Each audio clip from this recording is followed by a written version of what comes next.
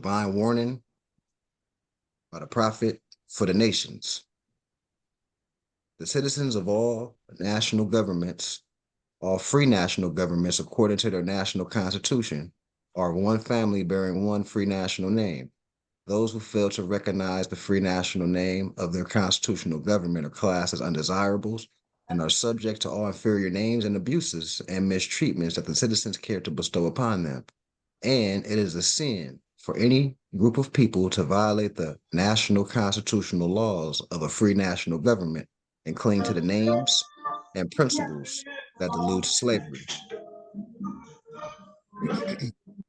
I, the prophet, was prepared by the great God Allah to warn my people to repent from their sinful ways and to go back to that state of mind of their forefathers, divine and national principles, that they will be law abiders and receive their divine right as citizens according to the free national constitution that was prepared for all free national beings.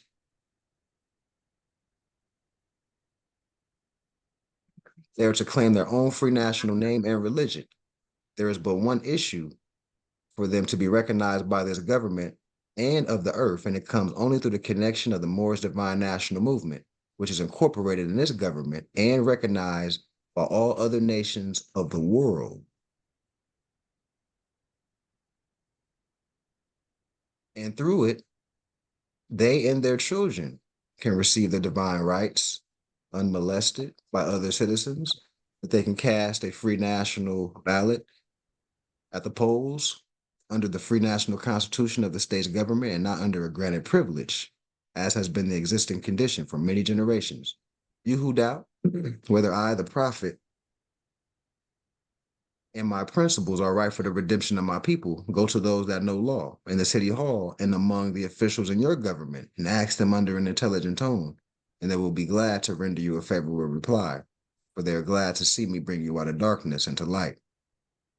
Money doesn't make the man. It is free national standards and power that make a man and a nation. The wealth of all governments, gold and silver and commerce, belong to the citizens alone. And without your national citizenship by name and principle, you have no true wealth. And I am hereby calling on all true citizens that stand for a national free government and the enforcement of the Constitution to help me in my great missionary work, because I need all support from all true American citizens of the United States of America. Help me to save my people who have fallen from the constitutional laws of government. I'm depending on your support to get them back to the constitutional fold again, that they will learn to love instead of hate and live according to love, truth, peace, freedom, and justice, supporting our free national constitution for the United States of America. I love my people, and I desire their unity and mind back to their own national and divine standard, because day by day they have been violating the national constitutional laws of their government by claiming names and principles that are unconstitutional. If Italians, Greeks, English, Chinese, Japanese, Turks, and Arabians are forced to proclaim their free national name and religion before the constitutional government of the United States, it is no more than right that the law should be enforced upon all other American citizens alike. In all other governments, when a man is born and raised there and asks for his national descent name, and if he fails to give it, he is misused, imprisoned, or exiled. Any group of people that fail to answer up to the constitutional standards of law by name and principle, because to be a citizen of any government, you must claim your national descent name, because they place their trust upon issue and names formed by their forefathers.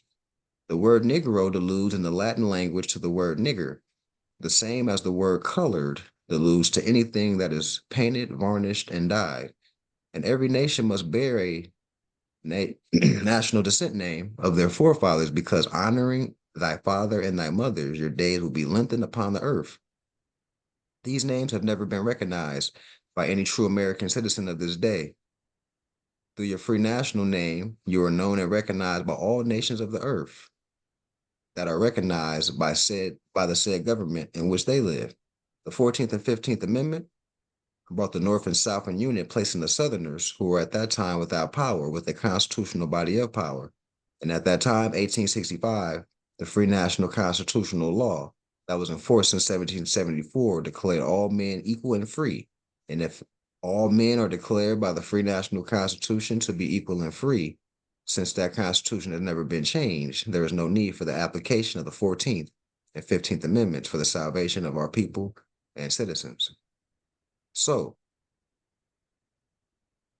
there isn't but one supreme issue for my people to use to redeem that which was lost, and that is through the above statements.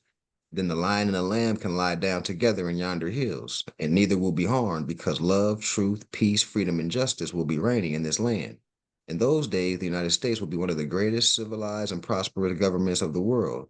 But if the above principles are not carried out by my citizens and my people in this government, the worst is yet to come, because the great God of the universe is not pleased with the works that are being performed in North America by my people, and this great sin must be removed from the land to save it from enormous earthquakes, diseases, etc. And I, the prophet, do hereby believe that this administration of the government, being more wisely prepared by more genius citizens that believe in their free national constitution and laws, and through the help of such classes of citizens, I, the prophet, truly believe that my people will find the true and divine way of their forefathers and learn to stop serving carnal customs and merely ideas of man that have never done them any good, but have always harmed them. So I, the prophet, am hereby calling aloud with a divine plea to all true American citizens to help me to remove this great sin which has been committed and is being practiced by my people in the United States of America, because they know it is not the true and divine way. And without understanding, they have fallen from the true light into utter darkness of sin. And there is not a nation on earth today that will recognize them socially, religiously, politically, or economically, etc., in their present condition of their endeavorment, in which they themselves try to force upon a civilized world. They would not refrain from their sinful ways of action, and their deeds have brought Jim Crowism, segregation, and everything that brings harm to human beings on earth. And they fought the Southerner for all these great misuses. But I have traveled in the South, and I have examined conditions there, and it is the works of my people continuously practicing the things that bring dishonor, disgrace, and disrespect. That's crazy. And I'm thinking about right now how the South is, we're in the worst condition. And I am hereby calling on all true American citizens for moral support and finance to help me in my great missionary work to bring my people out of darkness into marvelous light from the prophet, Islam.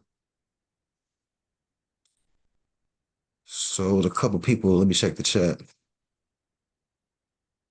Oh yeah, yeah. RV Bay Publications.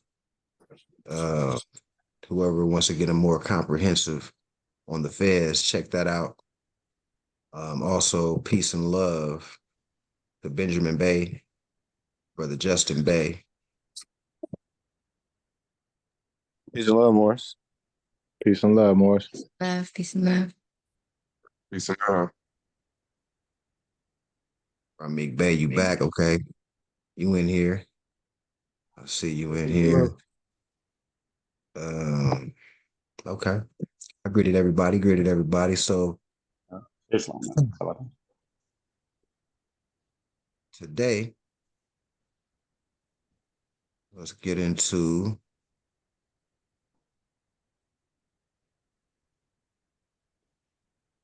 a little comparative analysis here. We're gonna go a lot of different directions, but remember, the focus is history and law go together. We can't shake that no matter what lens that we're going through the information. It's always history and law, however we're talking about it. So we must be competent in timelines, civilizations, culture, and how we played a role in that. So like I say, just take notes. If there's anything that I'm saying that's new, just take notes. And then let's have a discussion. As I'm going through this, just interrupt me with any question. We can talk about it on the spot as well, but still take notes. The name of the land is Tamaray, which has a dual meaning. One, the land of Amun-Ra, the actual longitude and latitude of the geographical landmass. Two, the physical human body. So now we got the physical and metaphysical. In all holy books, it's going to be a physical and metaphysical aspect to the literature. rather it be called a parable, whatever it's called. Um, that's what it is. Everything is not literal stories. It's symbolic to mean something, rather astronomically, talking about the body internally. Uh, you know, and it was actual people in our culture that raised up our people that fell and let them know, like, look, man, you got to get back on it. Here's instructions on how to get back on it. This is why you need to get back on it, to the noble way, etc. Um,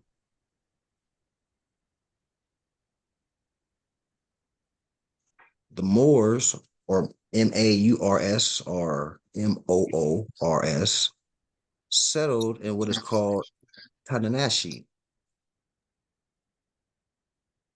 or today called Nubia, a province of Abyssinia, which most people call Ethiopia, but the proper term would be Abyssinian.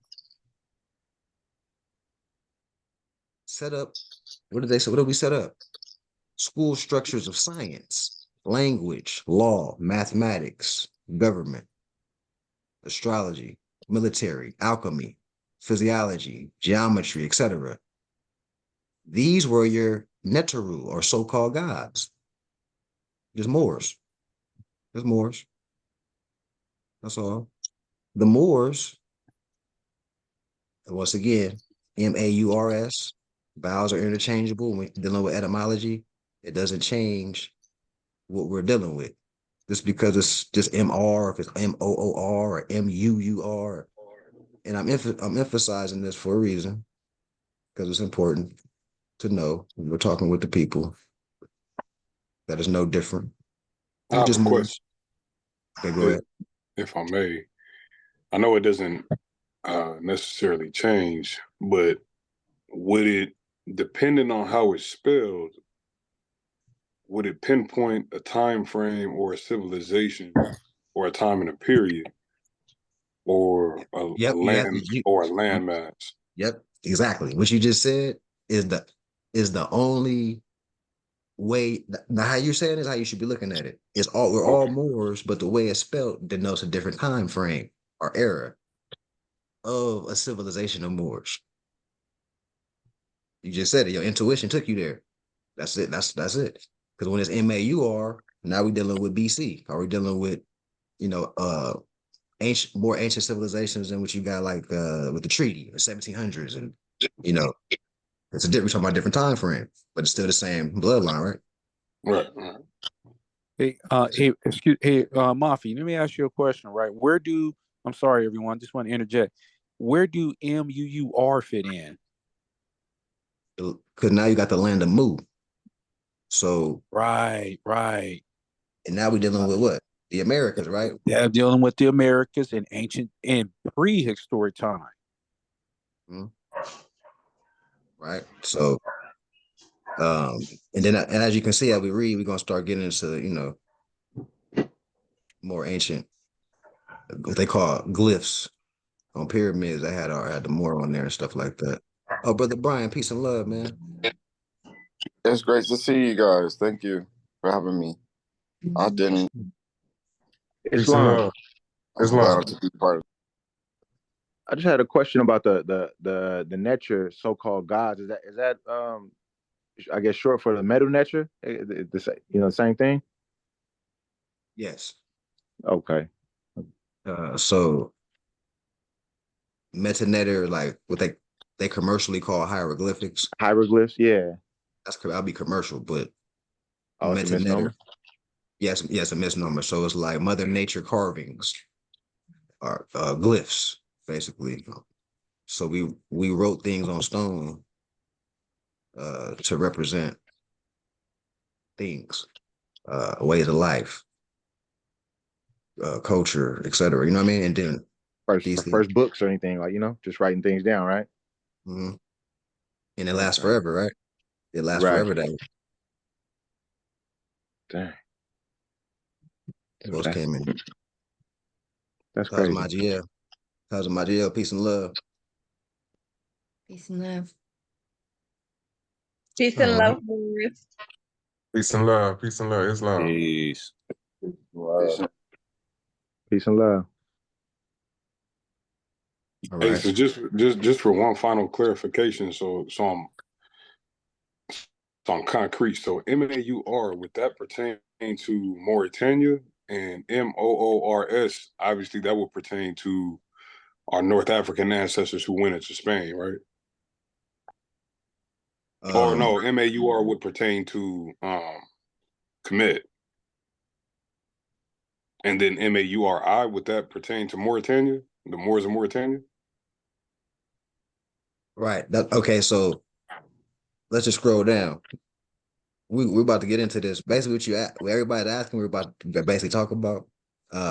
So when you're dealing with MAUR, we're dealing with this timeline, BC time. So now you're talking about the Olmecs, the Moors that were referred to as Olmecs. And technically, this is the Shi Amaru clan of Moors, commercially called the Olmecs. These are our Moors that built the pyramid in Mexico City, Peru. That at this time is MAUR. Mm. MOOR. Now we're dealing with the more of the empire, Moroccan Empire. We're dealing with treaties with different nation states of Europe. Before it was even called the United States, we had more dealing with France, the Netherlands, etc. And then we got when the United States got created, we got the Treaty of Peace of Friendship. At these times, now we're talking about MOOR. But now some of the treaties are like, if you look at congressional records, we're talking about Mexico, how it properly belongs to the Mauritanian races, the Moors and their Indian associates.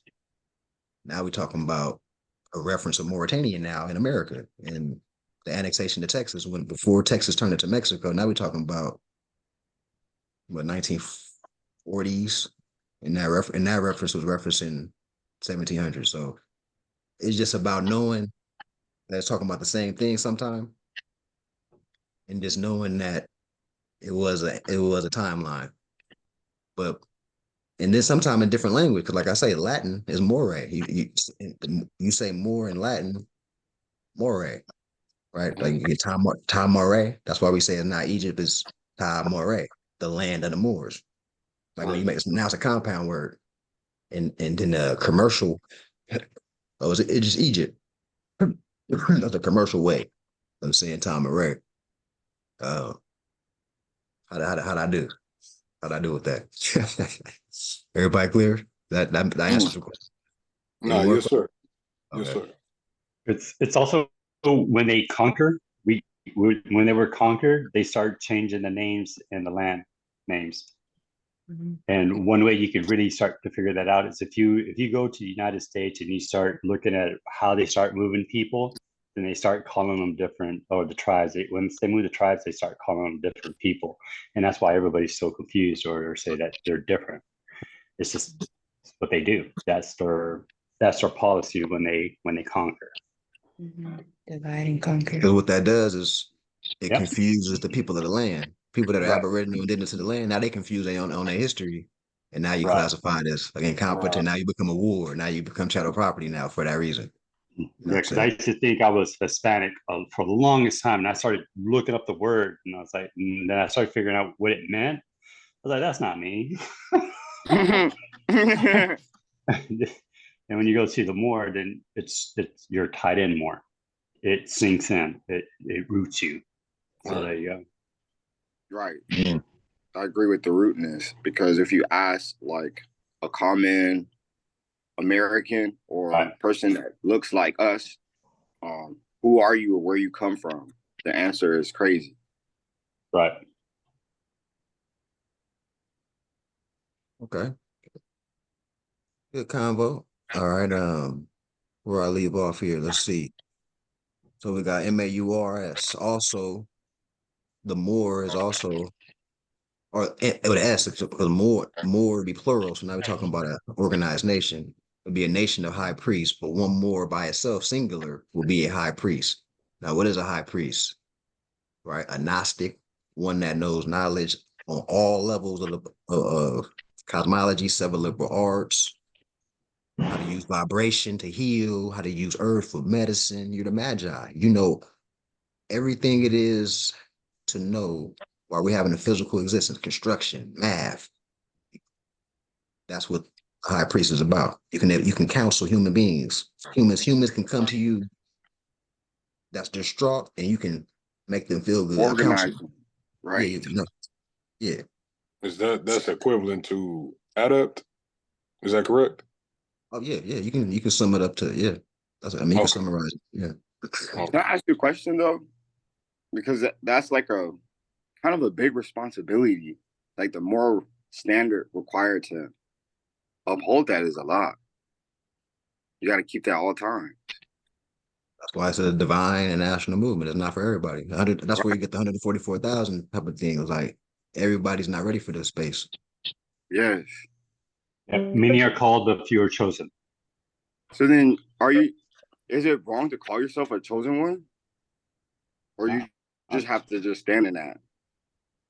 That's up for Because the it people. is The people got to put that on you. You can't. And now you're talking about being cocky. To be humble, Yeah. you wouldn't say something like that. Shalom, everyone. Taraji Bay, Kabaka Bay, peace and love. Peace and love. Peace and love. Peace and love. Peace and love. Peace and love. Thank you. Oh yeah.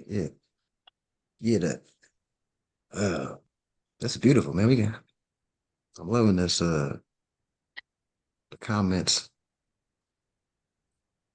It's giving wheels to a conversation, you know. So if there was high priests and adepts, wouldn't that create like a order, or like how how they say the mystery schools of the ancient? You know what I mean? Because there used to be ancient mystery schools on the land. All right, look, I'll approach it like this because everybody talking about, I'm literally going to read it in the next, next paragraph. So look, My bad. let's do it like this. I'm gonna read a paragraph and a half, and then we're gonna marinate on it. And that's based on what I'm getting, because it's like maybe it's divine, or maybe y'all just looking ahead at the. All right, whatever, we go digest it. All right, so singular to high priest, plural, we got a society of priests, which basically is creating an organization, because an empire or kingdom is just an organization of people on the same page, right? To make a kingdom, right? So that makes it an order in a sense, right? An empire is an order, right? At least the administrators of the government are the order, right? The general people are the beneficiaries of that structure, if it's noble. So a complete nation of high priests knew that highest knowledge was to know that man and creation are one and the same. Right? So when you know that man and creation are one and the same, your degrees is that much more higher than the common man. Just by knowing that, right? You know it's not something outside of yourself. You know you have your own path. You know you have the ability to create, manifest, vibrate, back to the 7 hermetic principles. Just by knowing vibration, that means you can calibrate your vibration.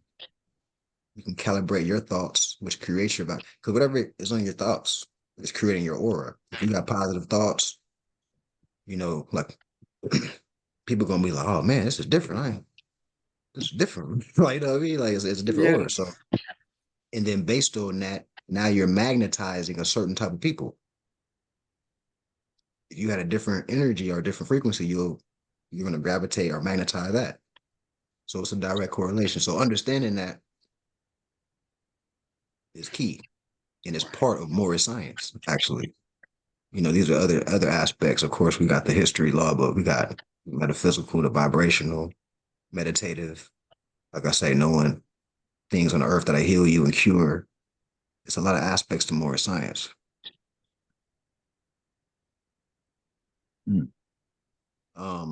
Okay, where we leave off here. The oldest definition of the word Moor, or M-A-U-R or M-O-O-R, remember all vowels are interchangeable, means Neter Amen, the hidden one, soul embedded in the pineal gland. As well, it means high priest. Tamaray, or Egypt, is actually a remnant of that which came from Lemuria, Mu, and Atlantis. Even Sumeria is an extension of Tamaray. After experiencing the collapse of previous empires, the Moors high priests developed caste systems where they, in the sight of the everyday person, maintained the science of the true self and filtered it to a select few who had to be initiated in the mystery system. Moor high priests coded the sciences of self in mythology, no longer unveiling the so-called mystery to the profane. Now the science could only be unveiled to those who were elected. And if not like elected, it's ready to receive the information. Mm. You have high priests that have formed a council. Pretty much these are tried and true, let's just say Moors that are steady. You can see by their works that they're really trying to unite the people. You have a body of Moors like that, right? That create orders. And then once we see people that are worthy, we're gonna bestow information upon them. But it's not like we gatekeeping though. It's just more observing. Like, okay, I see the allegiance. I see, and now people slowly move up the ranks. Or Islam. Islam. Islam. For what I just heard, that the ancient Moors or the adepts, I forget what you call them. They what did you say? They encoded. They hid it in secret from everyone else until they were ready. Is what you were saying, right? Yeah, after a while. I think that's what I heard, but it is so I was under the impression that it was stolen from the Albions or the Europeans, and then they've done that. So this was already like encoded, for certain people that weren't ready until they were ready, like this information. Yeah, that Okay. was something. Yeah, that we did, Yeah, that's something that we did. Wow. Because remember the Albion, or the most people call white. We taught some of the Slavs. Some of them. Oh, yeah. Those are the ones that became heads of the lodges and stuff later. But right, and even the concept of a Mark Fez, originally, it was used to show who they were Slav, because we had Slavs that belonged to different clans of Moors. So you might have a Fez. One Fez might say Tunis or on it, or one Fez might say something like El Bay or whatever. But the reason why we did that, because this Slav belongs to these Moors over here. So the different Moors could be like, because there was Slavs. It's like a marking, like association. Yeah. Yeah. But so fast forward today, you see the Mark Fez, and we think it's something fly, but that's something we gave to them to track our Slavs. So that ain't nothing cute. Like wow. that ain't pressing the Moor. Like, right. It's still symbolizing that you're a Slav. Yeah.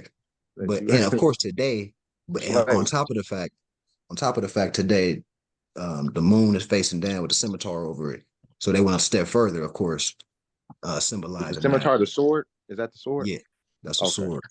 If you look at the Fez, at least the Shriners, they have a scimitar over the moon. So the moon and the star would represent mother and son. All life come through the womb. Matriarch is facing down with the scimitar over it, symbolizing disconnecting the Moors from their nationality and cultural bloodline and inheritance. So also remember that. That's why Noble Joe Ali said, "Do not mark your Fez." Ironically, I seen the Shriners had an infomercial on. I was at a client's house, and they had a 1-800 donate to the Shriners whole thing. They had people in the in the infomercial with their fezes on, like you said, with the markings on it, and I don't know what it's spelled, something with a K, but it was like 1-800 Shriners this that donate to something. It was crazy, like my first time ever seeing that before. Yeah, they're very elaborate. It's a very elaborate organization. Right. They got the hospital. They got the hospital. They got, that's what the Moors are supposed to be doing. The Moors are supposed to be getting stuff like that established. Right, right. We hospitals, will. schools, businesses. You know what I mean? So that's where. So we want the people of the light to organize the same way. Now it's a whole nother level now. Right. And it has international ramifications of how it can expand. Because different nationalities will support what we're doing because they know their ancestors will come from us. Yeah. The nobles, and then the people they come into North America, and remember they expecting to see Negroes. Like they know how noble we is, but when we come to North America, they severely sleep over here. They don't know how noble they was. But when they see that type of atmosphere in North America, and that's back to Noble Drew Ali saying our brother from the East, it's on that type of tip too. Like they're gonna respect it. They're gonna, it's gonna be the floodgates of assistance once. Yeah. Yeah, the East for sure. They're gonna wake up quick. Um, and like I say, they're already here too. Like I say, it's a Chinatown, Koreatown, already here. It's not like I say, it's just culture. People gonna recognize that we're culture and be like, that's honorable. This is not the black Muslim thing. This is not the whatever. This is actually culture that's verifiable with world history as the Moor. And once they see that, they're like, okay, yeah, it's different right here. Let me say peace and love to everybody that chimed in. Mana Bay, peace and love. Peace and love. Peace and love. Peace and love. I think that was it. Somebody else. Okay, so all right. So basically we're the ones that created that concept of a caste system in a sense of who we bestow knowledge to. It's like in the Bible, casting pearls among swine. That was really the main reason. Everybody, if somebody's you drop some information on somebody and they're not receptive to it, they're just not ready to receive it. So you can't just sit there and just, you know what I mean? Now you're wasting your own time. Is there a word for that or name for that? Just I think they call it mythology. Right? mythology? Put it the science of self and mythology. Or they coded it in, right? Well, what are you asking? What are you asking specifically? Is it a name for? Just the Moors that aren't ready. You just people that aren't ready. I was wondering if there was a phrase or a word for that. Fallen Moors. Fallen humanity? Yeah. Basically. They're part of the fallen humanity crew. The opposite of an adapt, so a child. Minority. That'd be a good word. The minorities. A minority. Wow, that just helps so much. That helped a lot. Thank you. Yeah. Oh, Hanuna, peace and love. Peace and love, Hanuna. Okay. All right. So note. Okay. So we talked about this. So back to the timeline. Timelines are key. MAUR in the hieroglyphic. Remember, that's commercial. It's really metanetter, Mother Nature carvings, but they say hieroglyphics. Mother Nature in the hieroglyphic dictionary, the word Moor means the high priest of Anu, and the glyph is an owl. The glyph is an owl. That's one thing. The second thing is the timeline of the Olmecs. Reference that. Reference the dynastic, the ancient Egypt. You got dynastic periods. One of the dynastic periods was the Middle Kingdom period. You got, and that's going to correlate to the time period of the Olmecs. Because remember, they're trying to say the Egyptians was the pyramid builders. They got the mummies over there and the pharaohs. Okay, that's America in BC time. The pyramids and the pharaohs and the Grand Canyon, the mummies. So keep that in mind when you're talking to people, because they're going to have you looking at maps as if North Africa existed, like the Middle East existed. Remember, this is all after World War I and World War II, once again.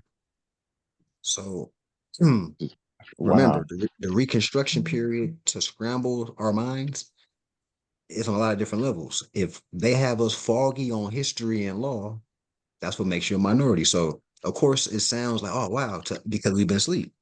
But the whole world knows what we're talking about to be true for the most part. Yes. But like I say, we're here as an organization to not only get competent, but be competent ambassadors to talk to the general public. That's what the temple is about. It's the dojo. Right. So if there's 14 people on this call, for example, continue to get competent, continues to be like, okay, this is the mission. Now, not only are we going to grow, now we're going to get to a point where, you know what, it's time to, let's everybody on a personal level, let's invest in some land or something. Let's do something, right? A business, something that's going to flip, right? Industrious, economic. I'm talking about economics, right? Now we're talking about Chamber of Commerce. Now we're talking, right, an investment group. Of course, we got, but everybody with a nationality, that's the next step. Because see, we're just so behind the curve where we're constantly talking about nationality and birthright because our people don't know nothing about that. But when you get past that, you're gonna start seeing, oh, the whole world that know they got that culture, they work together. They set up businesses, they invest with each other. That's the next step. Right. Mm-hmm. You know what I mean? But we just going over this so tough because we the ones that severely sleep. So we gotta go over our culture heavy. That's what the simple is. You know what I'm saying? We gotta go over heavy. We gotta go over real Extra heavy, man. Oh my God, heavy. Unlearning to relearn, man. It's just like Yeah, myself personally, man, I like you say, I just drop it off. If they're not receptive to it, I keep moving. Don't have time to keep trying to inspire them to claim their nationality. It's like really like Mafi was saying, it's just a waste of time. And that's where I'm at now. I'm gonna drop it off with you. If you receive it, cool. If not, I'm gonna keep going. That's it. That's it. Try, at least you left that knowledge, dropped a seed. Mm-hmm. Well, I like what Mafi said because he said that you have to observe their state, and you could kind of see it because you see their aura and it produces their thoughts, and you could kind of see when they're in a state receptive to the knowledge, and some people are just not, And peace and love, Morris. Peace and love. Peace and love. Peace and love. Peace and love. I'm learning that it's too. Like when you peace and love, brother son. It's like when you tell them they are more, it's like they are in total shock, disbelief, total shock. They're rebellious. They disown it immediately. It's just, and I'm just sitting there saying to myself, like, how this is nuts. Like, you don't understand the international ramifications that apply to you having a nationality as more. You do not understand this. Clearly, do not understand it. And that's where I'm at, like my patience, man, when dealing with those type of people. Hey, brother Larry. Hey, brother Larry. I'm here. Peace and love. Peace and love. I'm right here. Peace and love. Let me add something to that, bro. It's like it's not a lot of us out here in society. You feel me? Like everybody that's getting touched around the whole globe, it's like a very short, very small number. You know what I'm saying? The majority of the masses are worldly people. And I myself, when I do missionary work, I get very impatient because of people's incompetence and because of people's ignorance and also people's lack of patience and understanding things that are being explained to them. A majority of the people on this planet do not really resonate with shit that's, excuse my language, but permission to speak freely, with shit that's outside of the box that really resonates with you spiritually. People are freaked out by that. They rather do the normal thing like what everybody's doing. You know what I'm saying? No one wants to know about their chakras. No one wants to know about different things, astrology, their nationality. They don't care. So just like you said, you know what I mean? You drop the jewel, just like Mafi said, he read people and things. And sometimes you might be so happy in spirit, like you see someone that look like you just want to tell them and testify. But it don't work like that. You walk up on them, they looking at you like, huh? What are you talking about? Man, don't nobody want it. I've even had, brothers say, man, we don't want to hear that shit, OG. And everybody busts out laughing and shit. You know what I mean? I've been through that before, So it's a time right now where we need to understand that we're not going to touch everybody, man. You know what I'm saying? And that means we got to buckle down as a family, 15, 16, 20 of us, whatever we're trying to do, we got to really be steadfast and you know what I'm saying, hold on to it and do what we can.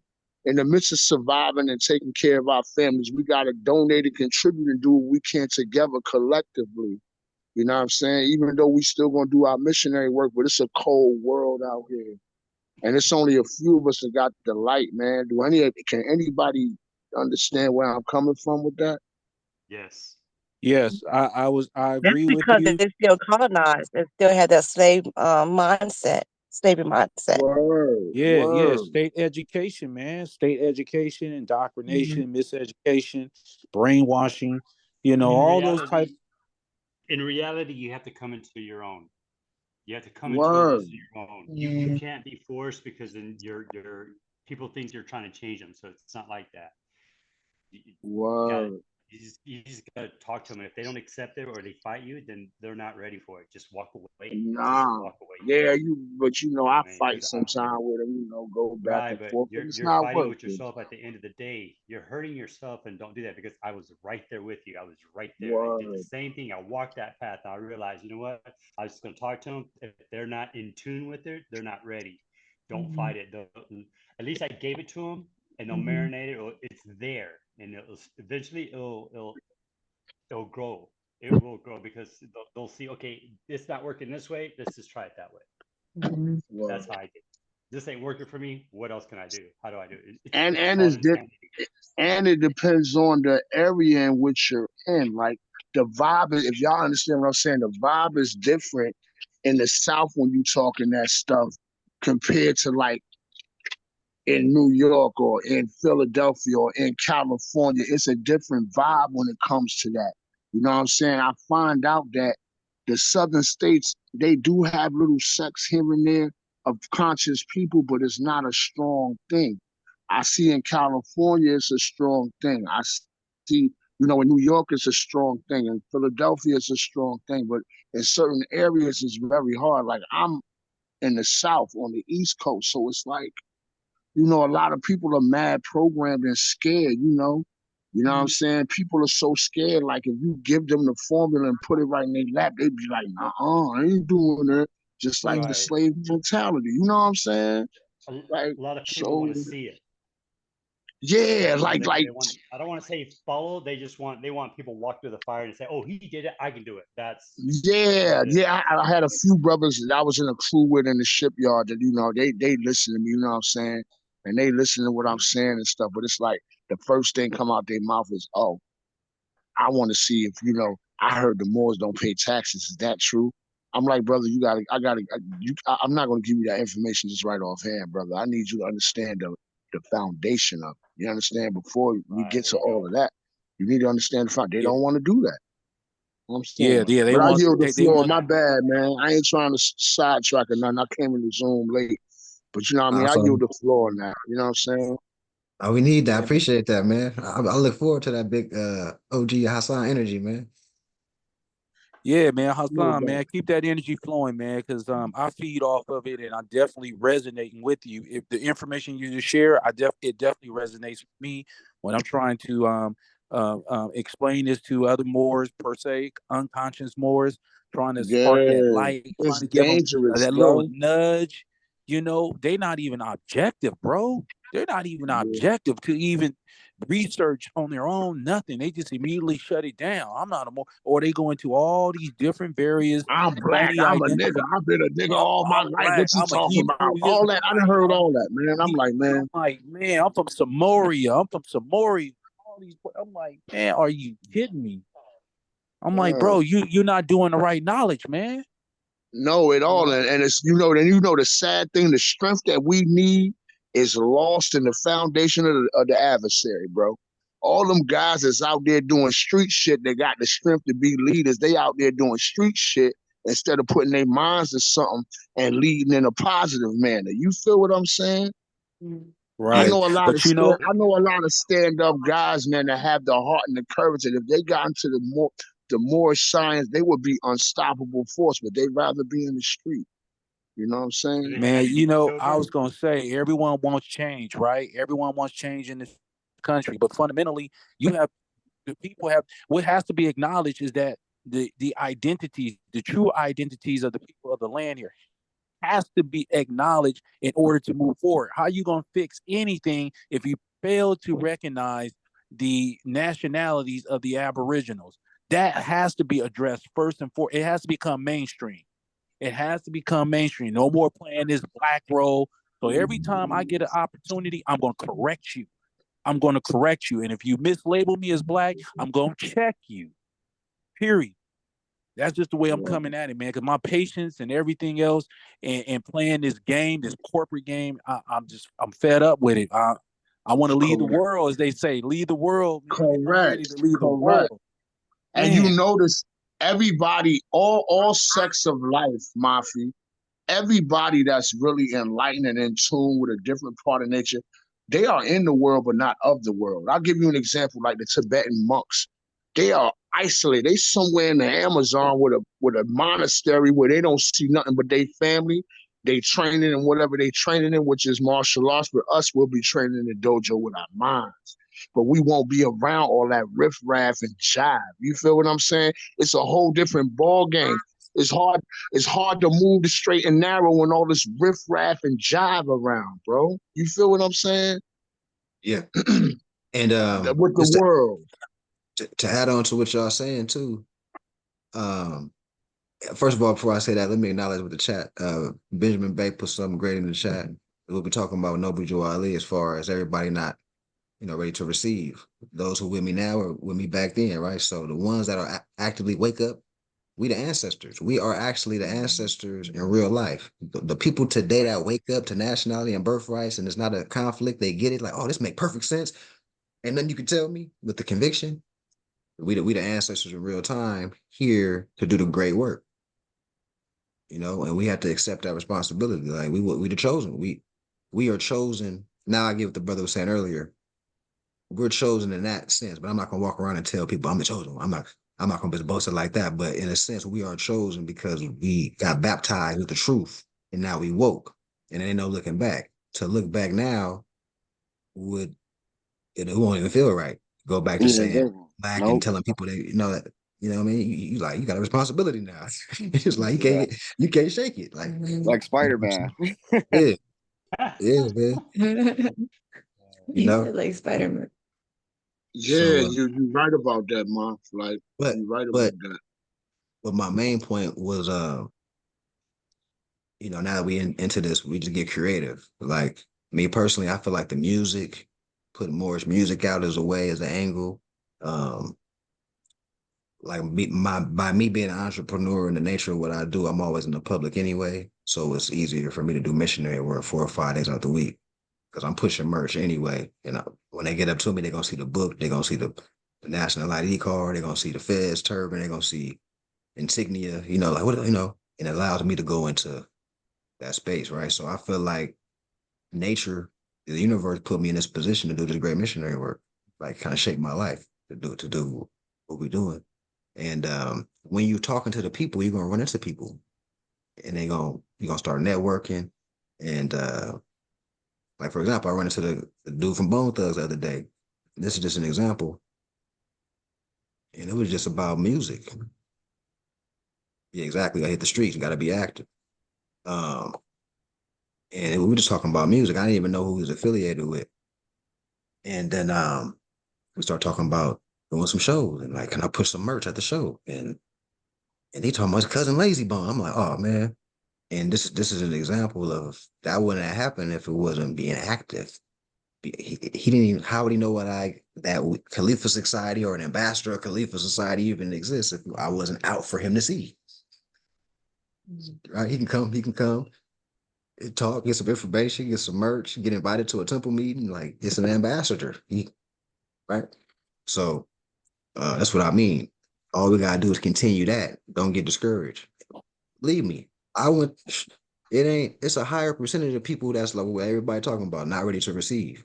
But all it takes is that's small. Because when you're consistent, it's for life. You're not gonna get discouraged. It's gonna be a couple people that you get, right? And that's what it's about. And then the people that we galvanize that are together, like you say, the 14, 15 people, 20 people affiliated with the organization, it's about us constantly getting in the huddle and thinking of ideas in a think tank fashion on how can we put this information out where the people can get it, as well as getting competent as well. The members need to get competent to even do that. But, as we're growing, that's what it's about. Linking over people that got a big following, get invited as a guest. Let's keep going. And social media allowing us to really, it ain't like back in the day, we got social media. It's really easier than it was back in the day to get this information out. All we got is, be creative. And I'm optimistic, man. I'm optimistic. But let me continue. If anybody got any other thoughts before I do want to continue with the presentation. Really quick, I do. So I know like when I'm speaking to people, I have to meet them where they're at.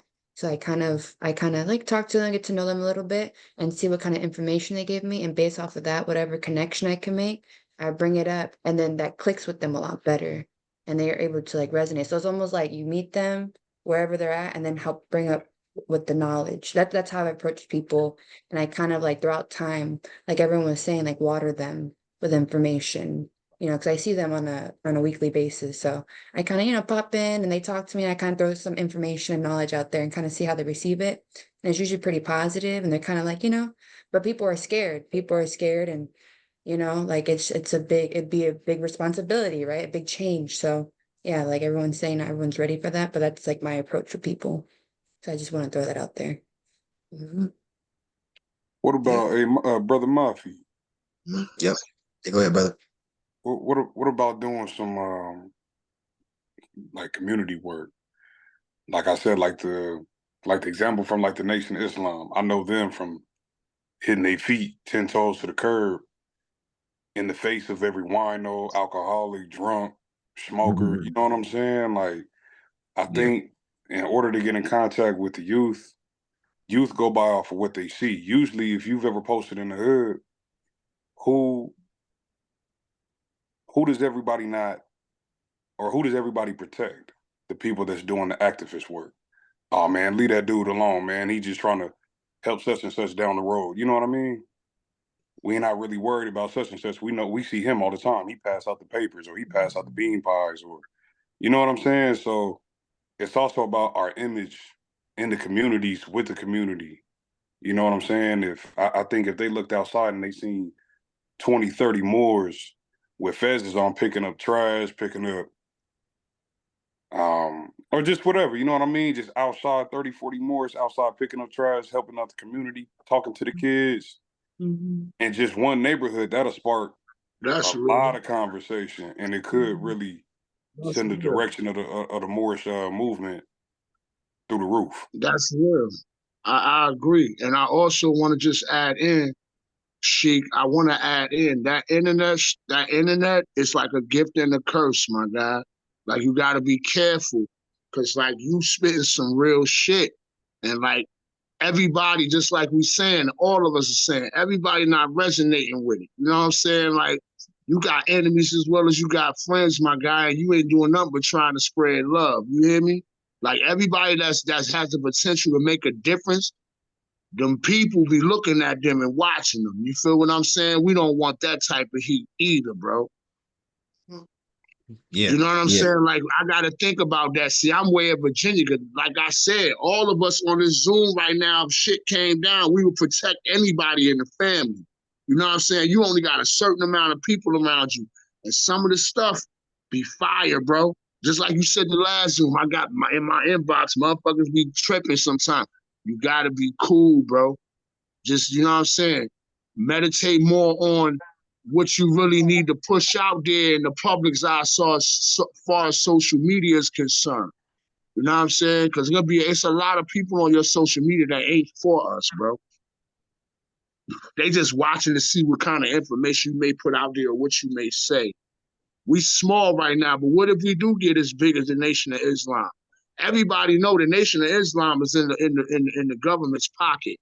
All that stuff that they done and said about the government, anti-government, all that anti-Semitic, all that, Farrakhan wouldn't still be walking right now, because all the people that really made a difference, that really put an impact on this stuff, that's bad for all of us on this Zoom, they gone. Gone. You feel me? So they ain't gonna stop the pattern, bro. That's all I'm saying. I ain't trying to be negative. I'm just being real. Mhm. You know what I'm saying? Like, just be careful, Sheep. That's all I'm saying. Be careful out here, because the stuff you saying is real and it's too powerful. And people is watching it. Oh, who does this Mafia think he is, or whatever? You know what I'm saying? You got to put all that in consideration. I'll be thinking about that. You know what I'm saying? Like, for real. We got to take that into consideration. That's all I'm saying. Be Yeah. careful and be prosperous, brother. Be careful and prosperous. That's all I'm saying. You know what I'm saying? You know, Yeah, that's real. yeah, That's that's real. real. The 14 Moors on here now, man, we're considered dangerous. That's what I'm saying. We a different breed, bro. I like, man.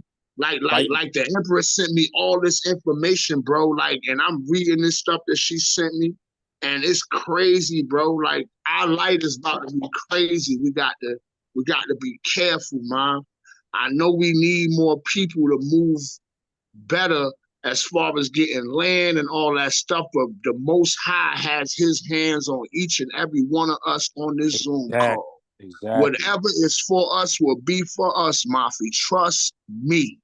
If everybody real about what they say, everybody can collectively put some, donate something, start a savings account or something for the family, and we just start putting money in that joint, bro. And really do this, you know what I'm saying? Because just like Brother Larry, like me, not you, Mom, because you don't deal with the entity. I still do. I'm working in the shipyard, so it's like I'm learning myself, but I still have to be that fake motherfucker to make money and take care of my family. I don't want to be that. I want to let that go.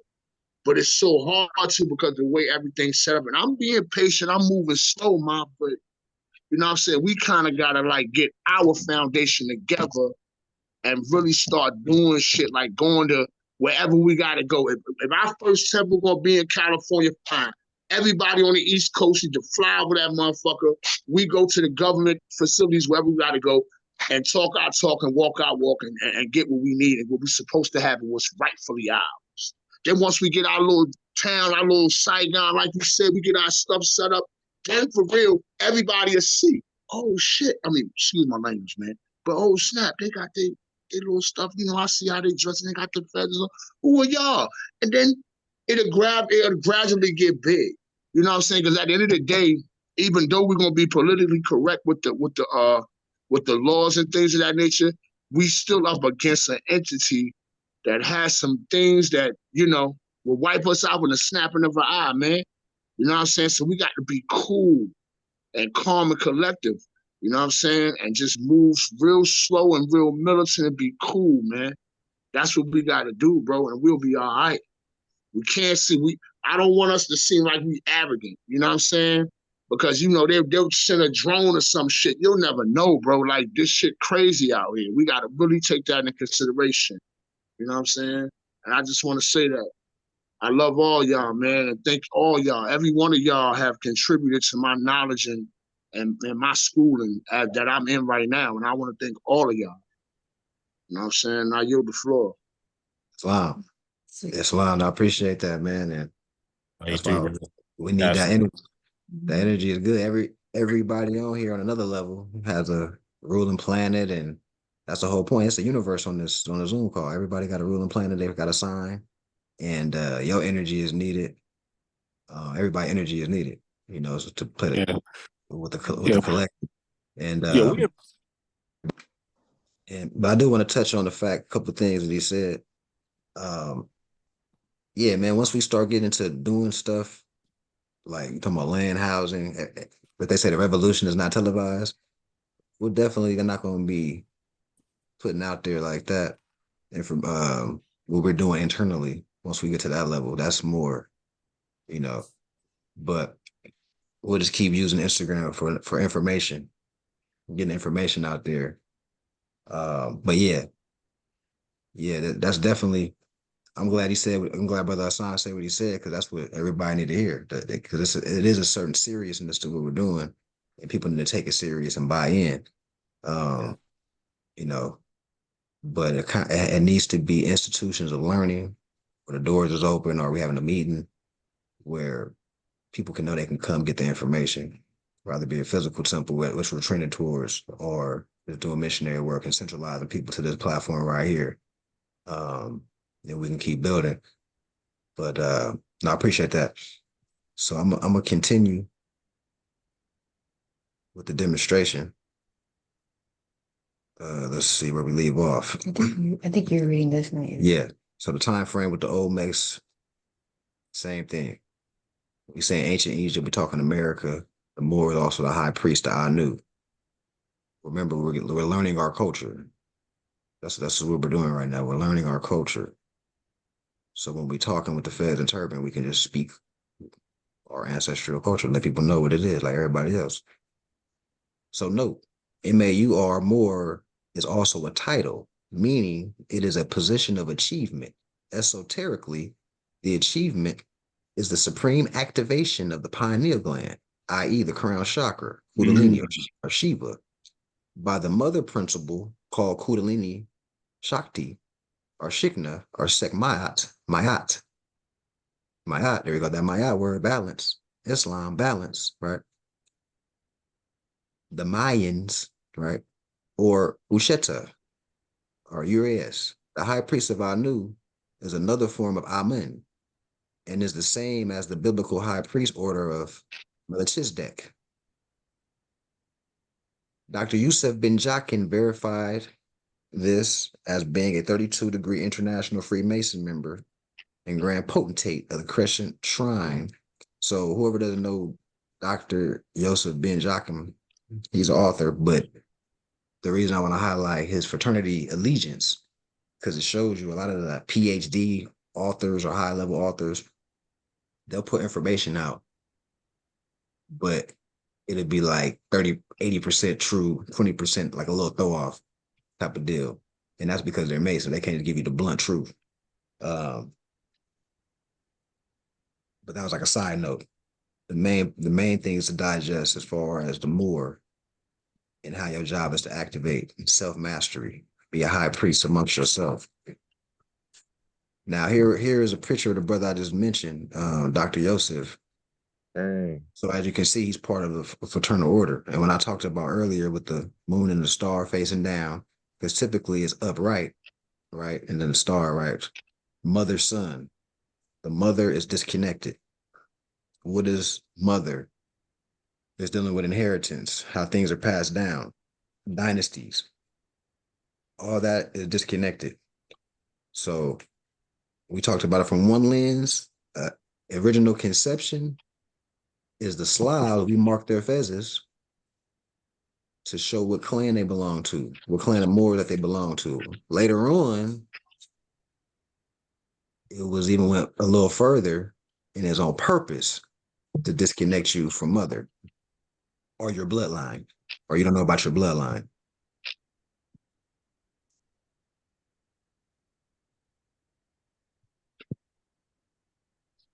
Dr. Yosef bin Jokan, an international master mason and the late illustrious potentate Crescent Shriner. The Crescent Shriners was founded in 1904 by Dr. Ben. Also was a 360-degree mason. The lodge he belonged to was the Grand Order of Freemasons, ATAM, Ethiopia East Africa Lodge. This is not a Prince Hall Lodge. This is an authentic, original African lodge. Do you Negroes know what is the meaning behind of being a 360-degree Mason? What do these fraternal orders of Masonry have to do with African people? How did these orders get into Europe? And why were said Black men in early America not allowed into membership until the coming of the right worshipful Master Prince Hall, a colonial African? And of course, we did a couple weeks ago, we talked about how Benjamin Ben Banneker was a prince of a tribe in America, and his nickname was Prince Hall, which, you know, so, okay, let's see. Anu, right? So high priest of Anu. Anu was called Heliopolis by the Greeks, and on in the Bible or in Latin, Helio, derived from metaneter, Heru. So a little background on Heru,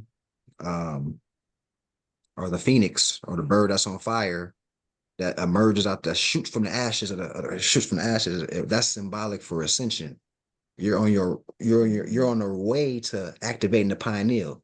You haven't activated it, or you haven't reached that destination yet, but you in transit. You the initiate that's learning rapidly. All right. So Heru, or the sun. Heru is also referred to as the sun, which is a form of Ra. Heru is Heru Ma'ku Sutek. Ma'ku Sutek is the metanesher for the Hebrew word Melchizedek. Anu are also people of the pre-dynastic Egypt Kemet. The French Egyptologist Emiliano evacuations in the south of Egypt, he discovered evidence of already advanced people earlier than the pharaohs of the first dynasty. He discovered in particular the people of black race, the Anu. So this is a author he's calling them black people. He giving them a nickname of Anu. Sometimes called Anu or Anunnaki. And according to many researchers, the greatest figures of ancient Egypt, such as Osiris, Isis or Aset, Hermes or Tahuti, and Horus or Heru, came from this ancient Anu race. Amu people, or the Amoru, also call Anu On, Twa or Pata, Bes, Ta'ant, Tangu, Ta-Setians, a misnomer, Pygmies. So these are all nicknames. And the reason we need to know all the nicknames is so we don't get caught up like, oh, this is different people. This is from what they call, how they keep talking about how the Greeks observed the Egyptians and learned their gods and renamed them. That's basically that's what we're saying. We want to say we're what was the original, what were we calling ourselves? Right. We're not gypsies either. They'll say we're the gypsies. Because remember they tagged our people the Egyptian. Any indigenous, the ancient people of the world, that's the Egyptians. Right. Anything to get away from you saying you're more. But once we know the whole story, we can reference books like this and still use it for cross-reference for the people, because all we're going to do is draw correlations. But if we don't know the background, we'll get lost in that particular book and get thrown off. That's the difference. When you're a scholar, you're going to use cross-referencing to support your case. Yes, because it's a case study. It has to be logically sound. Exactly.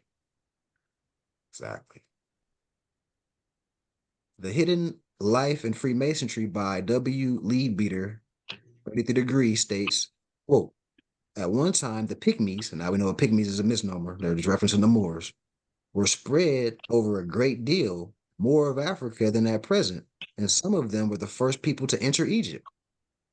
And you can read The African Origins of Freemasonry by Zachary P. Grillerman. So these are actually references that everybody can, these are books that people can pick up in this chat to get familiar with certain aspects of what we're talking about. Let's see here. So this is the origin and evolution of Freemasonry connected with the origin and evolution of the human race. And somebody needs to mute before I continue. Let me see. Somebody over there. I think it went away. So the Pygmy who evolved in Central Africa at the sources of the Nile Valley or Nile Valley, in that form here originated and were carried through the world, and that the most primitive phase of mythology is a mode of representing certain elemental powers by means of living types which were superhuman, like the natural phenomena. The foundations of mythology were laid in the pre-anthropomorphic shape. See, this is pre-anthropomorphic. See, the Bible is anthropomorphic right now, meaning they're going to use humans or people to represent cosmological events or represent nature or changes of the season. Anthropomorphic means just that. The Jesus story It's really talking about the sun, the transit of the sun, winter solstice, shortest day of the year, the sun at a standstill, solstice means solstice, sun at a standstill for 3 days.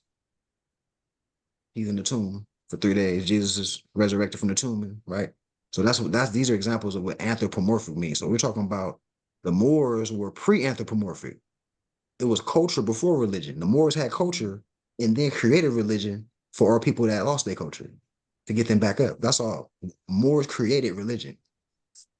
So why would Moors get caught up in the fog of the anthropomorphic Bible? You see, I'm saying it like that for a reason. I'm being sarcastic for a reason.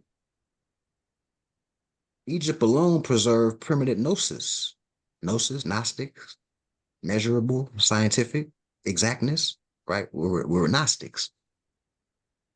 Egypt alone preserved primitive gnosis and gave expression to language and signs and symbols. And it was here that the first elemental powers were divinized, given divinity. Here that totemism, stellar, lunar, and solar mythology originated. Right? So we knew with the planets and energies of the 7 Elohim, the 7 ruling planets in our Milky Way, what they did for human beings, right? When you come out the womb, you're affected by all these planets. That's what gives you your Trinity. You came out your mom's womb, a snapshot of the star, which gives you your impulse, your what you yearn to do, your mindset, the way you see things is based on your cosmological makeup. Understanding yourself and understanding that is more science as well. The Egyptian wisdom registered the fact that Pygmy was the earliest human. So once again, that's why now that we know what Pygmy, now we know what Egyptian is a misnomer, the Moors were the earliest humans. See what we just did there? Because we studied. We're not looking at Egypt over there, oh man, Africa, the motherland over there, Egypt. You're not getting lost in that no more. Now that you know that, you can use books like this to cross-reference to teach the people, to let them know that's PhD, right? You know what I mean? Just to draw it all together for the people, like the brother said, a presentation. The Nilotic Negroes. So when you look up Nilotic, it's going to talk about people from the Nile Valley civilization. And of course, this is from an author talking like this. The Nilotic Negroes. Of course, we won't call ourselves that. Formed a society which still exists among them and is divided into 2 classes: the operatives, i.e., the artisans, the workers, the priests who possess a secret cult. Each was and is separate, but have some signs and symbols in common. The Pygmies, right? So the Moors. So back to what we read earlier, the Moors are the ones that broke it up and said, okay, the people that's the most noble, that knows the most information amongst us, we're going to create the high priest order, which was instrumental in any type of government structure, kingdoms and empires that were created. The higher ups, we always had these aspects. And like I say, the people was falling at such a high clip where we had to create these type of structures to weed people out. Just like basically we've been saying today. Like that's basically what Brother Hassan was saying. In a sense, we got to have a system where we can weed people out coming into the nation. As we get bigger, we need to have the people that become the OGs in the organization needs to be so cohesive that when new people are coming, we can weed out bad energy. That's what it's about. That's how when we keep growing, it stays intact. The people that's involved already got to be a brotherhood, a sisterhood. They're sacred. Albert Churchward's Signs and Symbols of Primordial Man states that the Pygmies or the Anu or the Twa or the Pataites, there we go, Ptah, Hiku Ptah, it's another name for Egypt, right? Ptah, with the Egyptian Book of the Dead, with its Ptah. What is that? Catalyst that cause life to come through the primordial waters. It represents manifestation. And I believe I was talking with the brother Kyle L. When you wrap a turban around your fez, it's going to look like the fez is coming up out the waters. Ptah. Ptah. Ptah. So they refer to like once the Ptahites. See how the foreigner call all those are Ptahites. The ones that practice manifestation, the ones that practice balance and Maya, those are the Mayan. The nicknames they just give our people. All the people that create grammar, that created the letter system, those are Phoenicians. Keep on making up a bunch of different names just to Yeah, confuse you. Huh? yeah. Now we think these are all different people. Oh, Yeah. you know what I mean? So keep these things in mind. Let's see here. The now the now Negroes were probably now keep in mind too. The Nile was it was a man-made river. It was it was drug and built by the pharaohs, right? The Mississippi River, the same thing. It's not a natural current because it was right built in such a way it wasn't connected to the ocean. It was built. So what I'm saying is we're talking about anciently the Nile. We're talking about the Mississippi River. That's the Nile. We're talking about over here. That's what I'm getting at. The Nile is connected to the Mississippi River, or it's the same. It's the same thing. That's the same thing. The Mississippi River is the Nile River that's referenced anciently, being Egypt. The Nile River, the Nile Valley civilization of ancient Egypt. Because the Middle East didn't exist back then. That's 1940s, 1950s, all that Middle East stuff. So the clearly not talking about over there. You know what I mean? Mm-hmm. And then that's why I gave the correlation of the timelines of the ancient Egyptian dynasties match the time frame of the Olmecs. Pyramids in Mexico, right? The ancient Egyptians built the pyramids, right? They had the mummies, they had the pyramid complexes. That's all over here during that time. That's why I say it like that, because you have to say it like that, especially for the public, just to draw some parallels to have them thinking.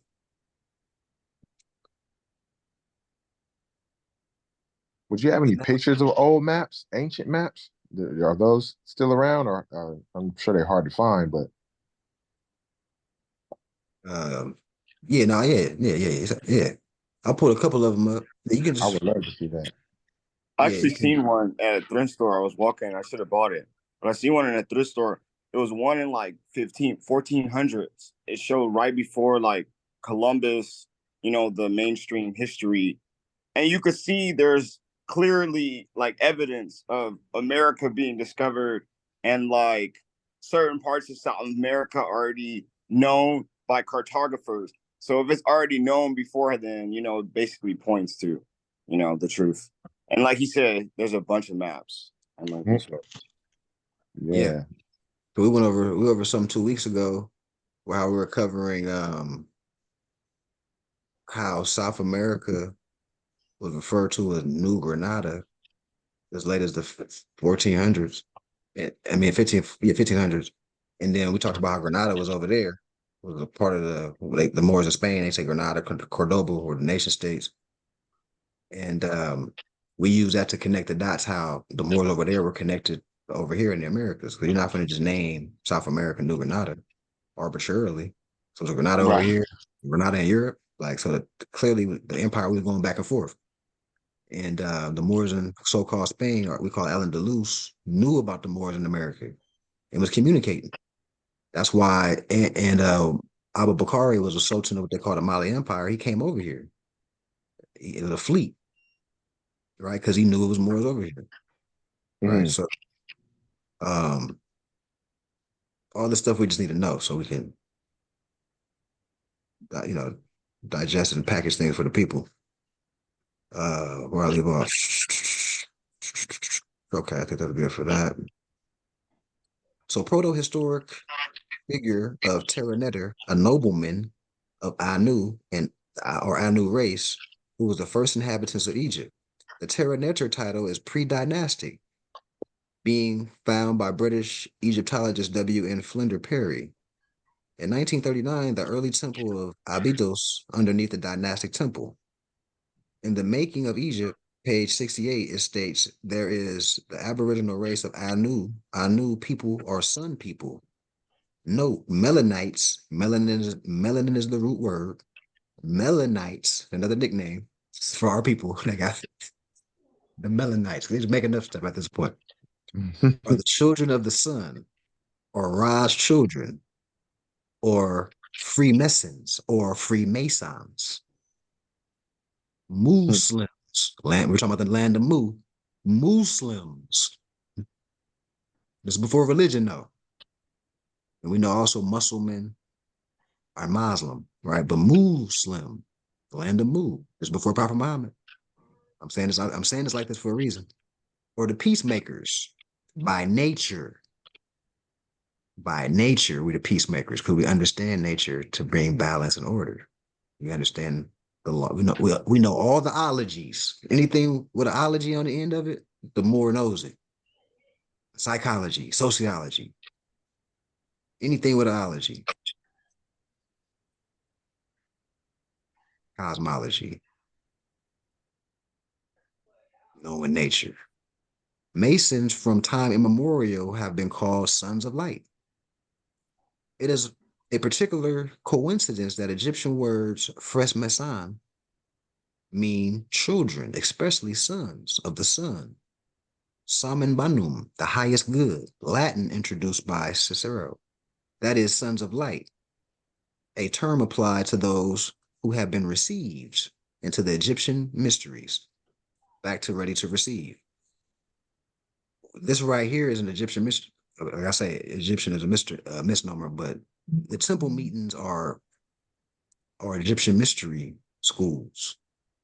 The initiates become adepts after a while, right? So we just don't want to look at it all spooky, like, oh, this Egyptian mystery school. Like, you know what I mean? We just wanted this context. Once the mystery, once the more organized we get, now it's just it becomes an order, right? The temple is an order. But we're not Masons we're not calling it a lodge, but order is still an order though. The word order is not bad. We need order, structure, right? The word Frey meant the sun, and Mas was a child. According to Gerald Massey, the foremost Egyptologist in his book of Beginnings, Volume 1 and 2, he states the name Freemason is derived from the ancient Metaneter Freemason, meaning child of the light or sun.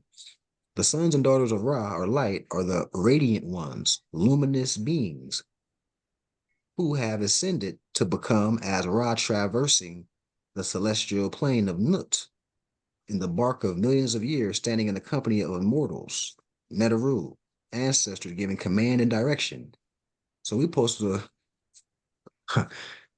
we're the sun, we're the light, right? We're supposed to copy what the sun does, the transit of light, the transit to the sun during the day.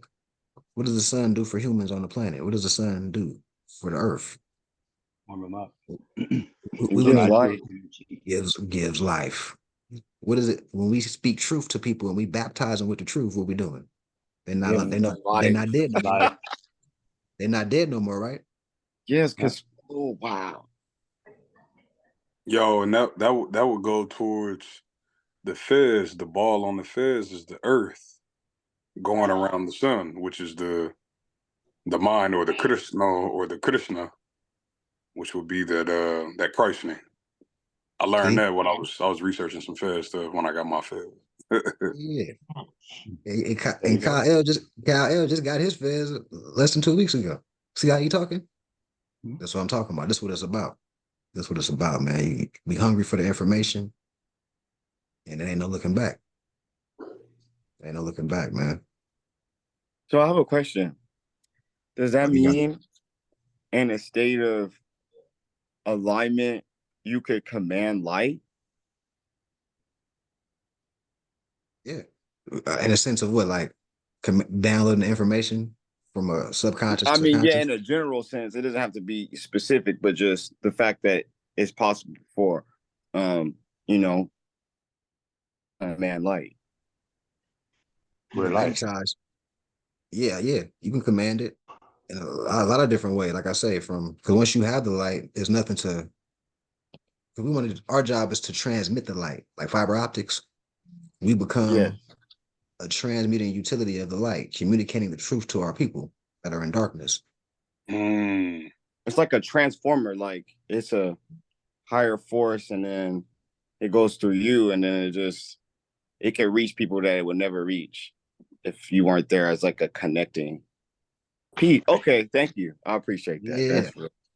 yeah. Everybody, people might even heard the information before, but it's the way we're putting it, where it's like, oh man, okay, it was never told like that. I never heard it like that. That's a response you want to get, but we get. Everybody ain't ready to be woke, but we want our percentages. When we shooting at the free throw line, be high. So at least say it in such a way where you got a good chance of touching them. I got a light bulb going off right now, man. We connecting a lot of dots. And like the brother just said, he said, can we command light? That took me back to Genesis, where in the beginning God said, let there be light. But God actually means to invoke, which is to speak. So we can command light, because God is really mean to command light. I mean to invoke. So you speak in thereof. So you are the light. Yep. So we the guys of the earth, right? Yes, sir. In that context, right? Yeah. Alhamdulillah. Alhamdulillah. Sons and daughters of Ra are the radiant ones. Did I read this already? Yeah, millions of years standing in the company of mortals. There we go. Giving command and direction. Okay. They are those who have perfected their character and spirit, and thereby reclaim their divinity in Asaru or Asar. The children of Ra, Amen Ra, are also the children of Israel. Asare or Asare. The story of the children of Israel, as told in the Hebrew mythology, is taken from the Per Imharu. Now, they call that Egyptian Book of the Dead, right? They said it right here. The book, yeah. So the Egyptian Book of the Dead. And once again, when you start looking at our ancient things that we put down, remember our ancient culture, our people created religion. So a lot of the holy books, remember, they came from this talking about, different tribes of our people, how they traversed, and how some of our people were on a level that they woke the people up in a big clip, right? And we call them prophets. These are just our people that were messengers of the light. And they did it in such a high clip where they made holy books. They freaked the story and made our brothers and sisters that were telling the light as if they're God, as if Yahshua ben Yosef or Jesus created the heavens and the earth. Now that's the only thing that hasn't got taken out of context, but we just have to understand what it's really about. The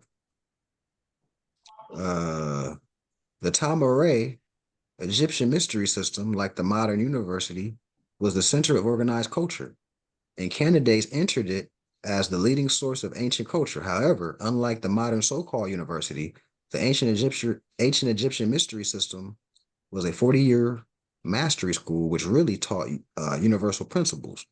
According to Piet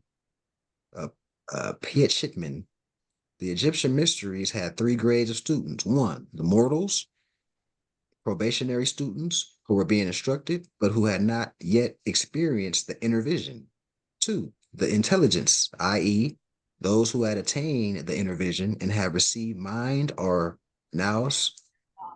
And 3, the creators or sons of light who have become identified with or unified with the light, i.e., true spiritual consciousness.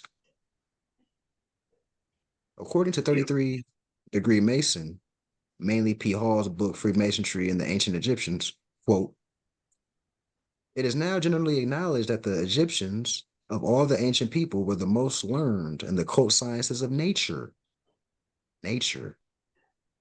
law. The wisest of philosophers from other nations visited Egypt to be the initiated in the sacred mysteries of the priest of Thebes, Memphis, and Hermopolis. I mean, look at Memphis, Egypt. That's what they keep saying, Memphis, but it's a Memphis in the South, Memphis, Tennessee. So that wasn't my main point, but stuff be coming to my mind. But my main point was showing you this is nature's law. That's what it's about. Before it was a religion, it was understanding of nature. And that encompasses a lot, a lot. That general term means a lot. That's a comprehensive study. And now you're studying yourself because you're part of nature and you observing what's around you. The Kemetic Hey, origin of go ahead. Go ahead, you got it. oh, I was just saying that was a trip when I seen that it had in there the children of Ra was like synonymous with the Israel. Cause like I just shared something. Well, like when you go to the Israel lineage, like they've been like connected, like it said right there, like with the Egyptians. Like when you go to Abraham, uh, he had got Hagar pregnant, which gave birth to Ishmael, and Hagar was the Egyptian.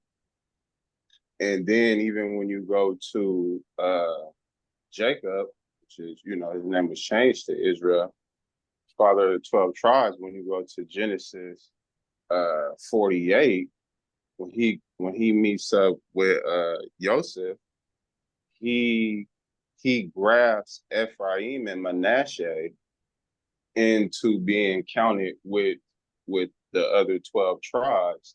And Ephraim and Manasseh, they're half Egyptian because their mother was Egyptian too. Mhm. So it's like I was just when I was seeing that, I was like, wow, like I'm seeing like that connection that you was just going over in that information. Oh yeah, beautiful. That's what it's Yeah, about, man. Islam.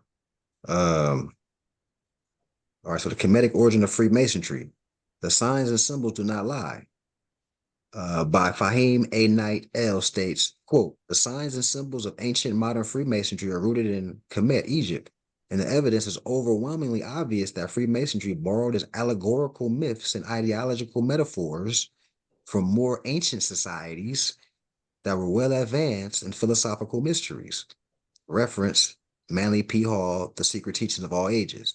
It all began in Kush, or as they say, Abyssinia, or Ethiopia, where perhaps some of the wisest Nubians worked or toiled and where civilization originated, thus transmitting their enlightenment in complement with how the Nile River flows from south to north.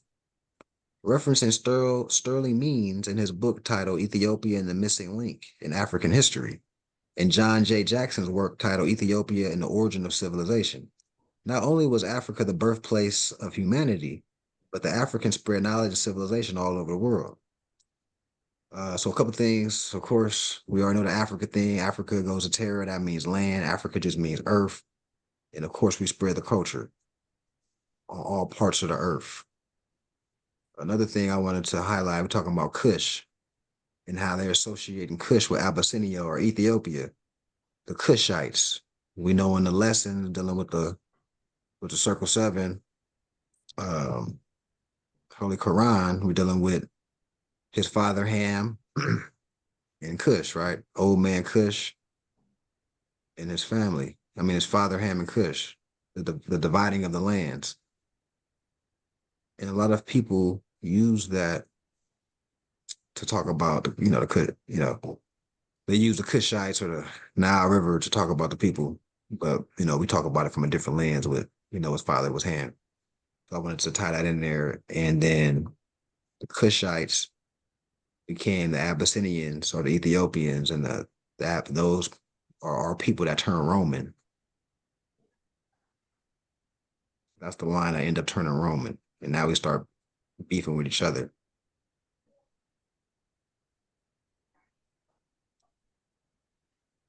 Thus transmitting their enlightenment and complement. Okay, I just read that. Not only was Africa, and I read that already. The origin and evolution of Freemasonry connected with the origin and evolution of the human race. Wrote extensively about Freemasonry and its African origin. Churchward research also reveals the origin of mythos, religious doctrine, and masonry came from early Africans in ancient Egypt and the Great Lakes region. Ancient Egypt and the Great Lakes? I thought see how they do you? The Great Lakes That's is in the middle. Detroit. And That's right. Why he slip that in there like we wouldn't know this? Well, yeah, because that's how cocky they done got. But how sleep the people is like, ah man. But Right. so we talking about the Great Lakes, we talking about ancient Egypt, we talking about over here. Um, and once again, and now is the Mississippi. Quote, we say the human race originated or was planted in Northeast Africa, including the sources in the banks of the Nile. And it is a very important fact to note here the symbology has been carried down amongst ourselves to the present day. Simply put, as stated, all Freemasonry symbols, signs, etc., are derived from the Pygmies, mental archetypes. And we just, who the Pygmies? We just established this is the Moors, Moors. passed to the said Nilotic Negroes, or they say the blacks of the Nile, called the biblical Cushites. See, here it's spelled K with a K, but that doesn't change anything. K or C, Cushites, Cush, right? So that's another throw off that they try to do. But still, you're still pronouncing it the same. The K or the C, you're still saying Kush. The So they got biblical like 20 Cush, different names for the Moors in the same right? book. In the same book. A bunch of names, nicknames, Yeah. everything. Yeah. I'm already confused myself. Or Look, was look, confused, I say.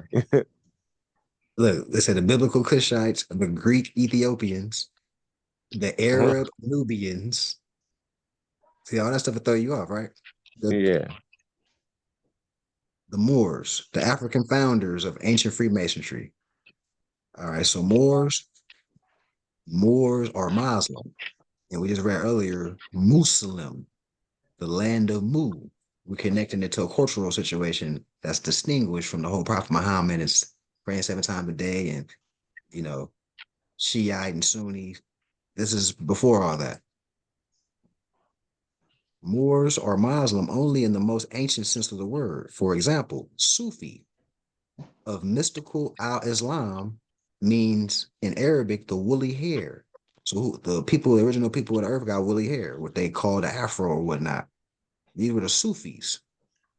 Now, Sufi is Muslims that are Sufis, right? But they might not understand how it's just saying the original people culture of the planet.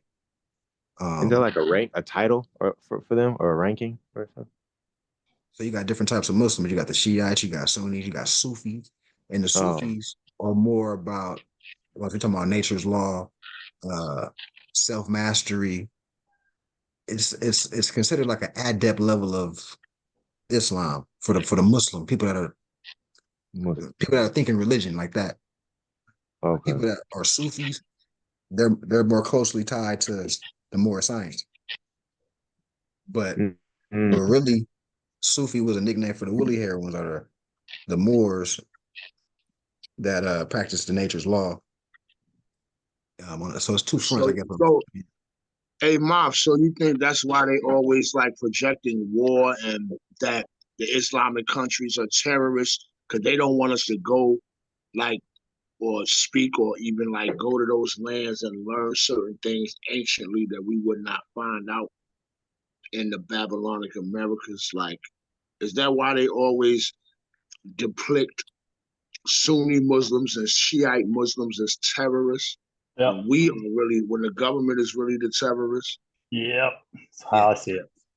Yep. Yeah, just Muslims in general, like or Islam in general, they'll put anything it in the bad light. associated with it. Yeah. Yeah, because I don't want you connected to the truth. Because that's gonna open the door to a lot of different things, you know. Now you're gonna start seeing what we were responsible for, all the Moorish architecture, because all the a lot of Muslims, when you start looking at their building structure, the anciently, it's like there's Moorish architecture, you know, and you're gonna start talking about what are the Muslims responsible for? Cleaning up Europe, teaching the Europeans how to bathe, creating universities all up and down the Iberian Peninsula. The mosque or the temple was actually like a city hall. You can come and if you got deeds for your property and you can come record it. Like it was, you know what I mean? It's gonna open the door to all this, you know what I mean? Highly melanated people coming with grammar and all this. What that does is be like, I thought I was a slave. I thought, you know what I mean? And instantly, oh, we've been lied to. That's why. That's why I don't want the floodgates to open. You know what I mean? So now it's Christian Muslim. Muslims are radicals. They're gonna blow you up. You might get blown up. they gonna send the bombers on the airplanes. That's how they got the people in North America thinking about Muslims. That is correct. You know what I mean? So, especially during 9/11, I know it was crazy during 9/11. You know, anybody with a turban was looked at like we just bombed the Twin Towers or something. But I feel like we And came up. they got technology that can listen to this conversation right now with a drone. But they ain't had no technology to stop an airplane from hitting the Twin Towers. Come on, bro. Yeah. Right. But if you fall for it, shame on you, right? If you fall for that stunt, you know, that's how they're looking at it.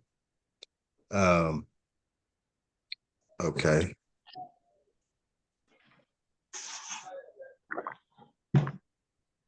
I think that's a good. I want to go on to another. Yeah, that's good. It was just like a paragraph I didn't get to, but I want to transition to the other aspects of what I had queued up. When you're showing somebody more, I like to show. Oh, did I go over to the last time when we was here? I know I talked about the Maroons in the sense of being the indigenous people of Jamaica, but No. well, that's who the Maroons are. But the reason I'm bringing up El Yanga, I'm not sure if I tied it in last week, but he was considered a Maroon of Mexico. This is this is a Mexican brother in the 1570s that was fighting off the Spaniards, but he's characterized as a Maroon of San Lorenzo. But most people think of the Maroons as being in Jamaica. So the reason I'm highlighting that is to show you Maroon is another misnomer. They'll generalize our people. So yeah, he's Moor. It was Moors in Mexico in 1570 that was fighting off the Spaniards. He's considered a national hero of Mexico, darker than Wesley Snipes. His name is El Yanga. El Yanga. He really El, do. El Yanga, a Mexican hero. They talk about him in school. El Yanga? Of course not. Cesar Chavez. Right. So yeah, Cesar Chavez, right? That's Cesar Chavez. A ver. ¿Qué no ibas a comer? Hey, one more. So, ¿la otra? I like to show stuff like this. So we're bringing up the Moors. It talks about how the original Sicilians. We're talking about Sicily. Mm-hmm. We're talking about the mafia, the mob, organized crime that came from Sicily. I'm from New York. They really don't like us, like for real. They're very, very, very opinionated when it comes to darker skinned people. The Italians, the real Italians that's in New York. Right. So if you were to let them know, like, in Sicily, where they originated, it was Moors, 1200s, 1100s, 1300s, 1400s, 1500s in Sicily. And if you didn't know, when the mob first got created, in order to be a member of the mafia, you had to show that your bloodline went to a Moorish noble family in Sicily. Right. I didn't know. So we just need to know that. We just need to know, and it's books. Ancient and Modern Britain is very comprehensive. All of Europe. It's 2 volumes. It's going to talk about the Moors of Sicily, the Moors of Scotland, the Picts, the Danish, the Brutish Moors. They're going to talk about all the ancient. Remember, it's called Ancient and Modern. So they're going to talk about the ancient European and the modern, doing a comparison analysis for 2 volumes. It's a cold book. And we're the ancient Europeans. So were we Vikings too, Ma? Were we Vikings too? The Scandinavian too? Yeah. Normans. The Normans were called Vikings, but we traveled to see. Remember, we get these nicknames because we supposed to be getting tribute payment. The foreigner supposed to be paying us rent. They wasn't. Some of our people didn't like that, so we had to take the gold out their ships and get our ransom. So they'll call these activities, oh, the Vikings, they just but they trying to make it seem like we just lawless running the seas and sticking people up on the sea, taking their gold off. No, it wasn't like that. Pirates, huh? Yeah, we wasn't like that. The pirates of the Caribbeans. Right. No. Them just the airwalking Taínos that was policing our seas, policing our area, like we're supposed to do. And then some of the people we entered into in contracts with wasn't honoring the contract. So we had to, do what we had to do. But that's all that was about. But you had mentioned the ancient Europeans. Those are the Moors, right? Yeah. Okay. Yeah, that's why Sicily had me kind of in this page. Because most people, think about the Sicilians and they thinking blonde hair, blue eye. Like for real, I didn't myself. I didn't know that because the Italians that I met in New York, they are like really like bigots. They don't like, if their daughter was messing with a Moorish man, they would be fucking frantic. You feel me? Like they really like that. But see, that's politics though. Actual culture and bloodline, and then politics are two different things. That's like when you go to jail, it's politics. Politics and everything. News on the streets is politics, but that's gonna take you away from the culture. So that's that kind of, you know what I'm saying? If that makes sense, yeah. Correct. So now we got Moors that refer to as Arabs and Berbers, Muslim Europeans, right? Of course, it's Wikipedia, but think about this: Muslim Europeans. Like people don't think about Europe and Muslim, right? They think about Christian. That sounds great. Yeah, something. So, but hearing that is crazy. Look, Indian Moors. So now these sound crazy. Look, Moro. Now we're talking about our Filipino people that got conquered by the Philippine. Moros. Right. And you see look at their flag. You see that moon and the star facing correctly though? It's not facing down. Over the sword, huh? Yeah, so let any Filipino people know about this, man. Like we gotta unite humanity, but we gotta be competent first to know what's going on. Yeah. Tell people this stuff, right? And once again, it's a book called Moro Land. That's people should get. So the reason I like to cover people that's a blank canvas and doesn't know nothing about the Moors, I like to show them like little stuff like this to show them like Moors are not just Muslim people of Spain. There's Moors in Sicily, Moors all through Europe. We got people that think they Indian is Moors. Sri Lanka's Moors in Sri Lanka, Bengali. Right? I like to show people all this type of stuff. Let them know that we got conquered. Got conquered by the Reconquista. And then you got the conquistadors over here. So we got the Reconquista in Europe, then we got the conquistadors in America. When you say it like that, that shows a connection that how Moors was getting conquered in Europe, and then they moved over here because it was all connected. The Marine Hounds will tell you that. Research that. Look up the words for the Marine Hounds. They sing it to you, or they'll sing it in their little marching. And go look up what they're saying. When you read the words, go look up exactly what they're saying, and you'll see we were conquered. Go research the history. Go look up the law. You'll see it. They did it at my uncle's funeral. They he was part of the military, and they which Elian Bay talking about. They did it when they was firing off the shot, and they said from Montezuma to Tripoli. 21 gun salute. Yeah. Yeah. Yeah. They say from Montezuma to Tripoli. You know what I mean? From the halls of Montezuma to the shores of Tripoli. Yeah, about our battles, air, land, and sea. But it's from Montezuma, Mexico to Tripoli. It's over there beside Egypt. So we were conquered. It tells you right there. Mm-hmm. Yep. And then when when you show people stuff like this, real stuff like the Phoenicians is Moors, the ancient Greeks is Moors, Morai in Latin is Mori, like Tom Mori, right? So you can just, you know what I mean? You can just show people stuff in real time, but you gotta be steady and just use this as a springboard just to make correlations. You can't just show people just this.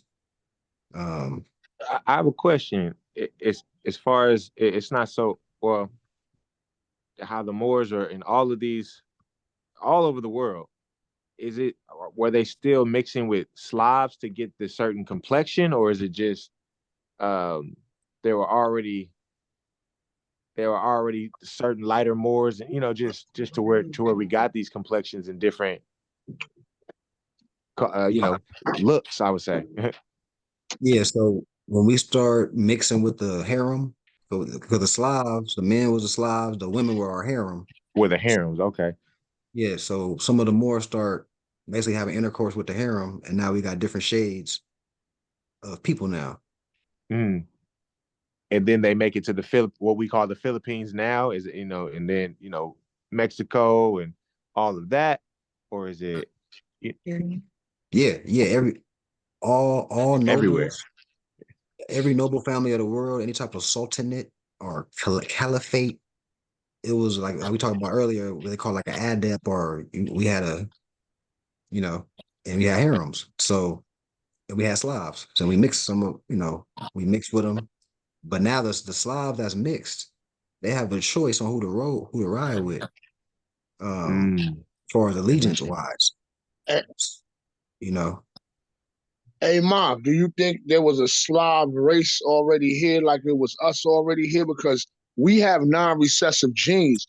So if we have intercourse with a European, that seed is going to come out somewhat melanated. You can tell that seed has Moorish blood in them because our gene is dominant.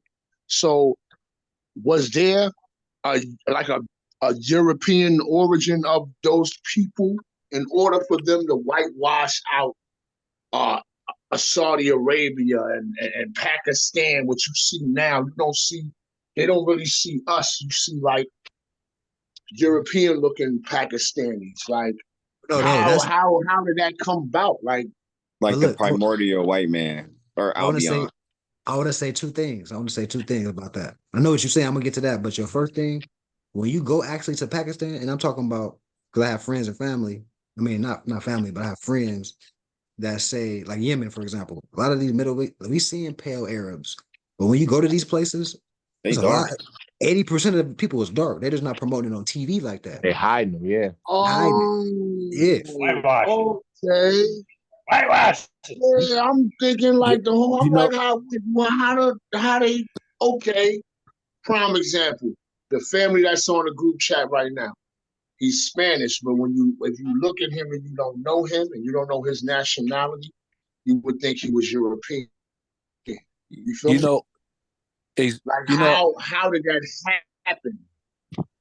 Oh, okay. Yeah, that was the second aspect I was gonna get to what you said. That's mixing with the Slavs. But I guess you're asking how did that stock get created? Now we're talking about what they call the Yakub experiment, or the gene mixing with the troglodyte nigger, which is a monkey, which gives you the recessive gene stock of people, Rh blood type people that have melanin in their eyes and hair. Now you're talking about blonde hair, blue-eyed people got created, and we had to ship them to a colder part of the planet because the sun, they couldn't survive where they got created at by the equator, Argentina. Is that a myth? Or like a mythical story about the Yaku, or is that an actual?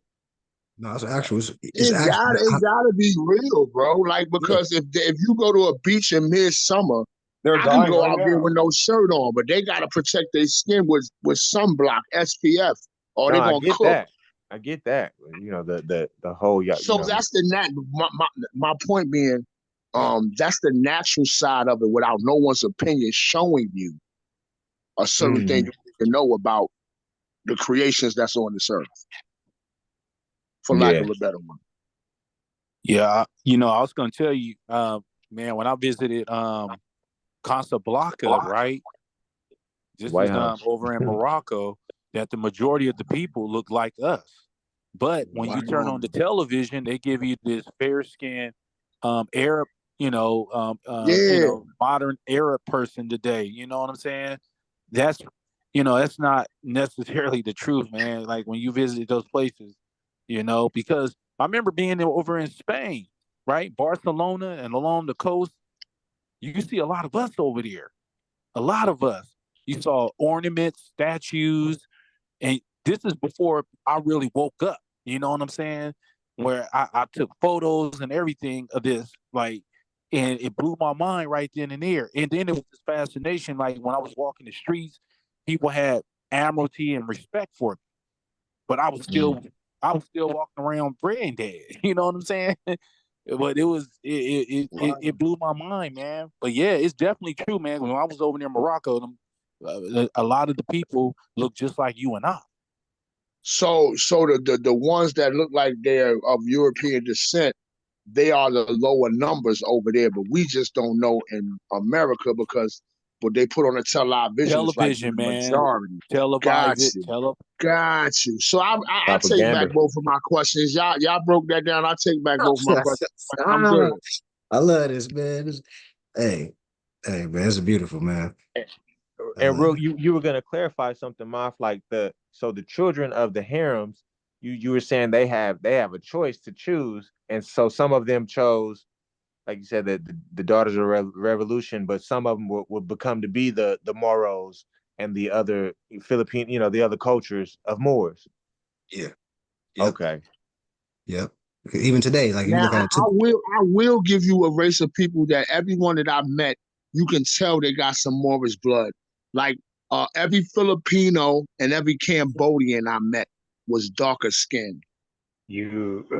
Everybody's a Moor. You got to prove that you're not. Mm-hmm. Spot on with that. With the Cambodian, yeah. Word. And back to what Elian said, you gotta prove you're not a Moor at this point, because remember, if the Moors were the original people of the planet, that means everybody's a Moor. Everybody is. It's just correct. It's just about your allegiance, who you got allegiance to. Are you allegiance to the Roman creed or the Muslim creed? That's what it comes down to. Right. Correct. So when they ask you for a driver's license, talking about Star Wars now. No.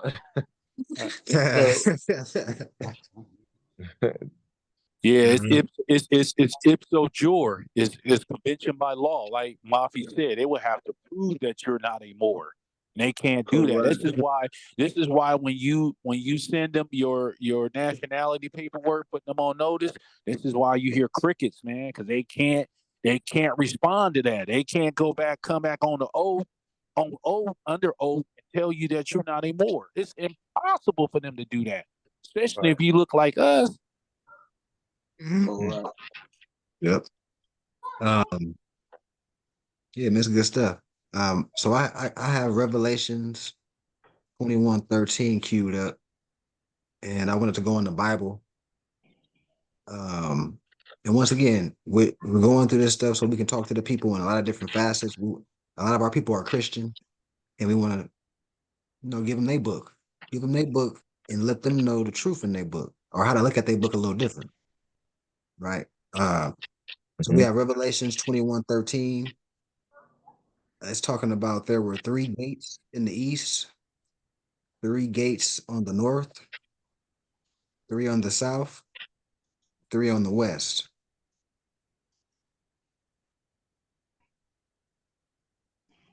That's the feds.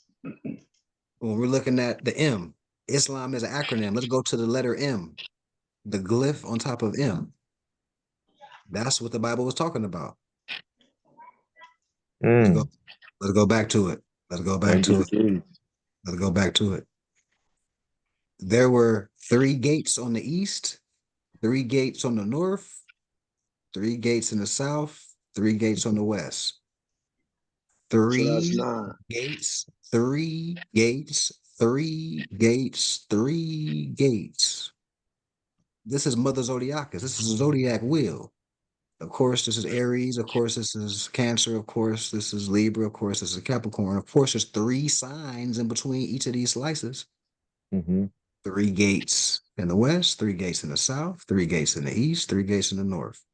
So when you understand that, that means you're mastering yourself. Because when you understand this chart, you're gonna understand. Oh, I got I'm in certain degrees in this sign. I'm certain degrees in the moon. I got now you know why you do what you do. Your impulses. I, self, law, and master. Master yourself. Now let's go over the acronyms while we at it. Islam. You got the I from the creator of the universe, representing mother and child from hence you came. S. Each one of us is a trinity, right? Meaning we have a sun, moon, and a rising sign, being the symbol of civilization. L. Law and length. The length and angle and width of the cosmic energies marked you. So we're a well blend of energies. I look at my chart, you look at your chart, you're gonna see exactly degrees of those energies. To know yourself, right? A, the joining trinity, right? You got male and female that overlaps, which is what the yin and the yang is about. That's what as above, so below is about. Male, female, physical, spiritual. Now we got the Star of David. People think it's the Jewish star, but it's not that deep, right? Man and woman in unity, which gives you civilization. It takes man and woman's union to even build a community, right? How you gonna build a community if man and woman not reproducing? It's impossible, right? M. Yeah. M will be master, this being the glyph for the earth of which we are on, and inspired to be the master navigators upon.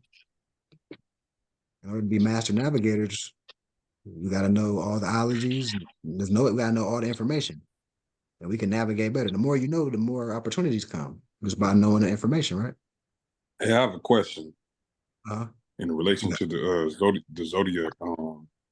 zodiac study that you did. I've been seeing some videos online about there actually used to be 13 months and 13 zodiacs. Do you have any speculation on that? That's something that's made up. From my study, that would be something that's made up. I mean, how are they verifying?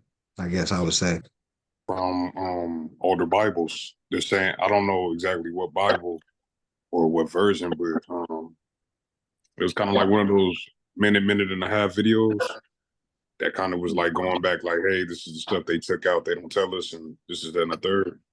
And they were showing like how there used to be 13 months and That is correct, brother. 13 zodiacs. And look at the clock. Every number you add together me is 13. 12, you know what I'm saying? You go from 12 and 1, 11 and 2, and go all the way down the line, all of them equals to 13 on the clock. Or 369. Yeah, for my studies, 13 is dealing with lunar cycles, and things of that nature. It's 12 suns, 12 sun cycles, or 12 and then you got a sun calendar, you got a moon calendar. One is dealing with 12 cycles, one dealing with 13. Okay. Right, dealing with lunar calendar, solar calendar. When those overlap, it gives you what they call, well, we didn't call it the Gregorian calendar, but what they call the Gregorian calendar today. It's an overlapping of both those. Because in the lunar calendar, every day would be 28 months. Every single day, because 7 times 4 is 28. Period. There's no 30 and 31. Right. That's another thing they were saying. They were saying is really on the 13th, with the 13 months, there was 28 days every month. Okay, so maybe they're talking about the lunar calendar. That's what they're pretty much saying, the lunar calendar. Okay. Yeah. Okay. Any other thoughts on this space? Okay, now I'm bringing this up because this is a Bible verse that are going into higher degrees of what they might be used to. That preacher might not have even touched this verse or even talked about that. That's why I'm bringing that up as just another tool. Now I'm going into the 7 archangels or the 7 Elohim in the Bible. Crucial. Well, let's touch on that. Let's see. So we have the 7. So now all 7 Elohim, 7 archangels are the same thing. These are both saying the same expressions in the Bible. There are 7 archangels in the Bible who are said to carry God's messages to humans. These archangels are Michael, Gabriel, Raphael, Uriel, Zadkiel, Chamael, and Japhael. So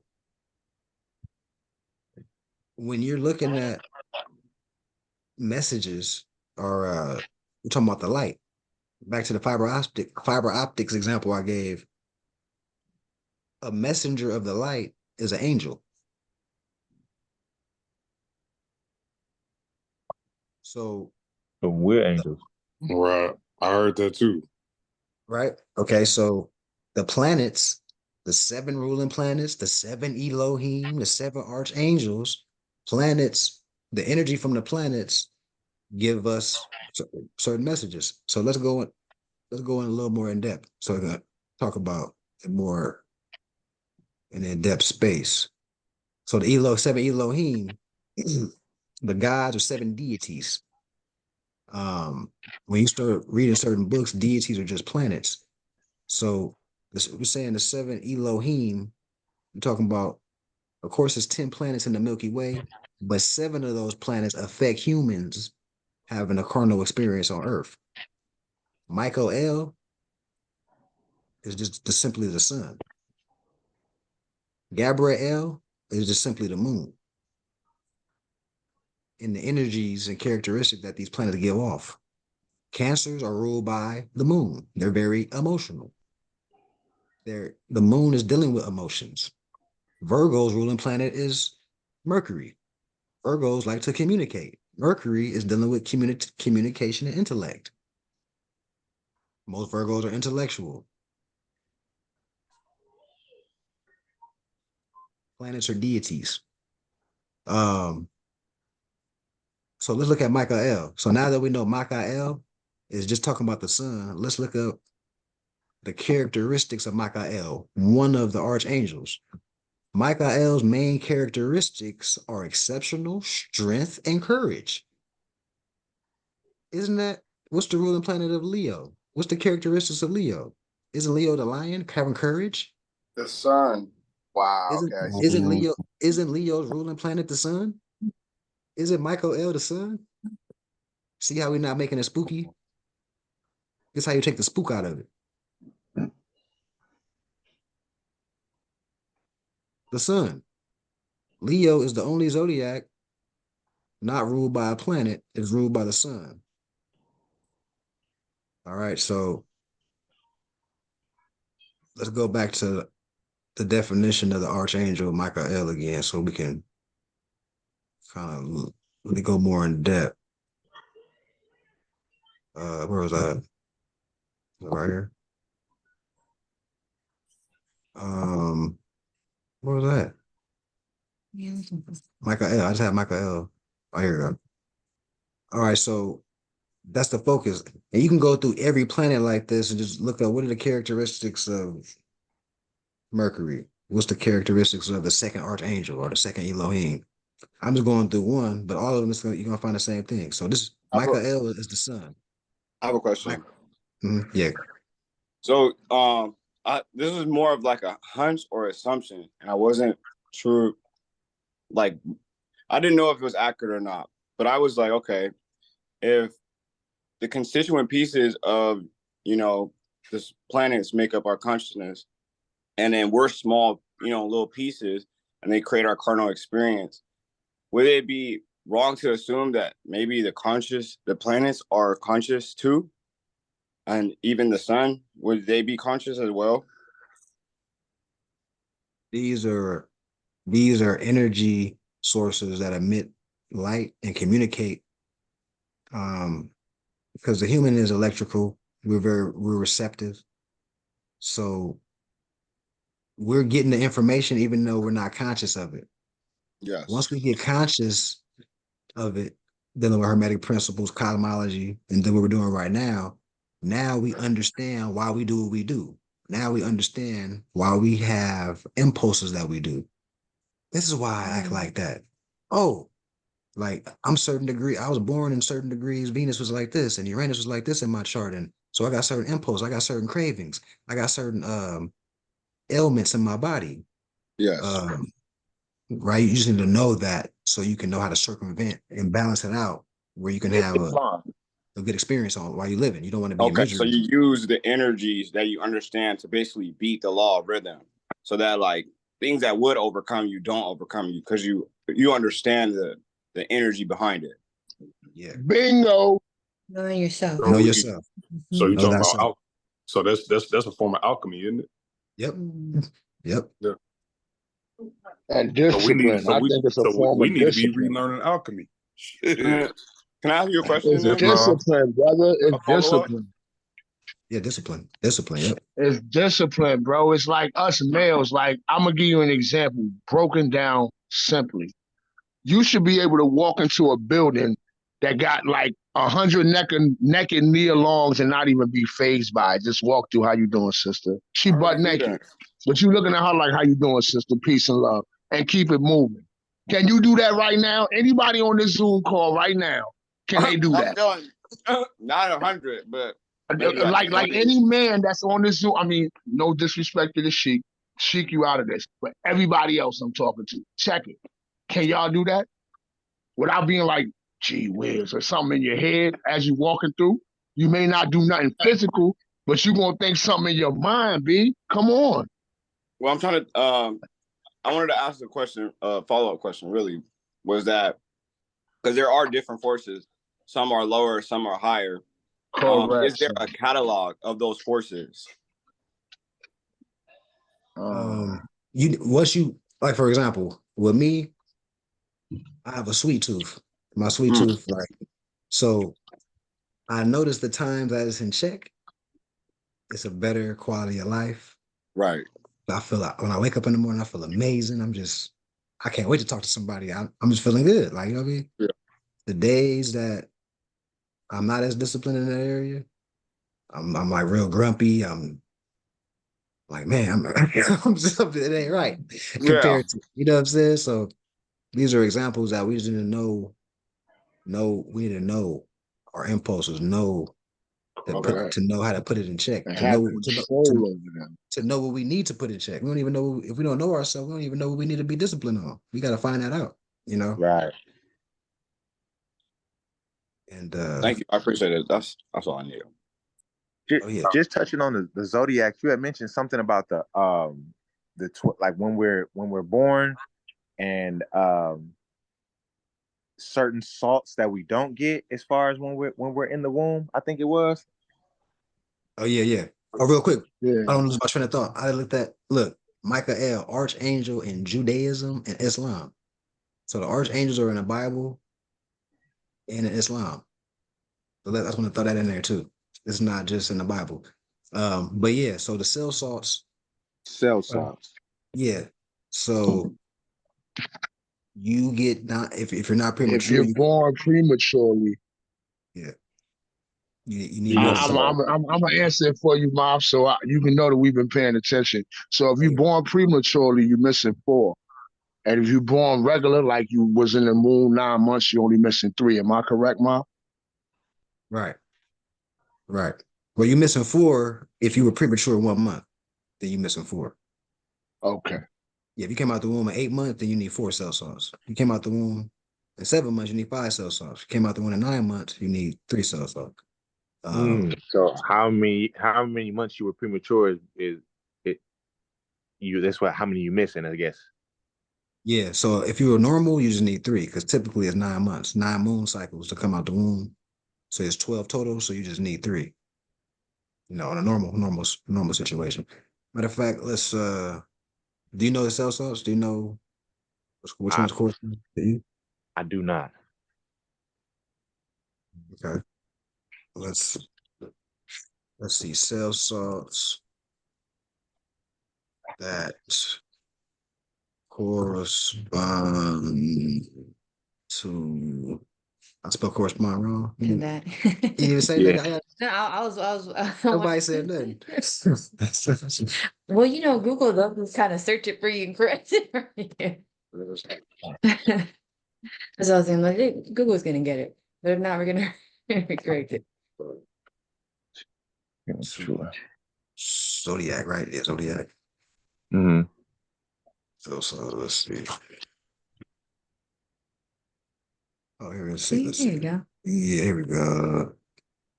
There's a book on this too that's pretty good.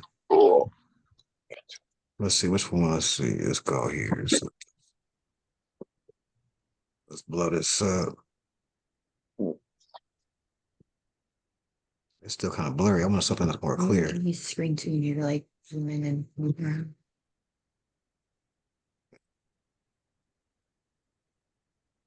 I don't like this one either, but I guess this will work. Let me see. Okay, so what's your sign?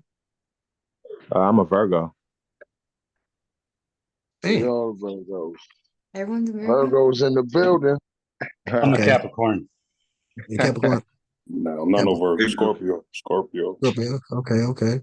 I'm a Pisces. Pisces. We got well balanced in here. That's Yeah. me. Oh, Pisces. Me. Gemini. Gemini. Oh, Libra. Brian. Gemini. Who said Libra? I've had tough Yeah. experience. I mean, Okay. Okay, so let's deal with. Okay, you're a Virgo, so you naturally have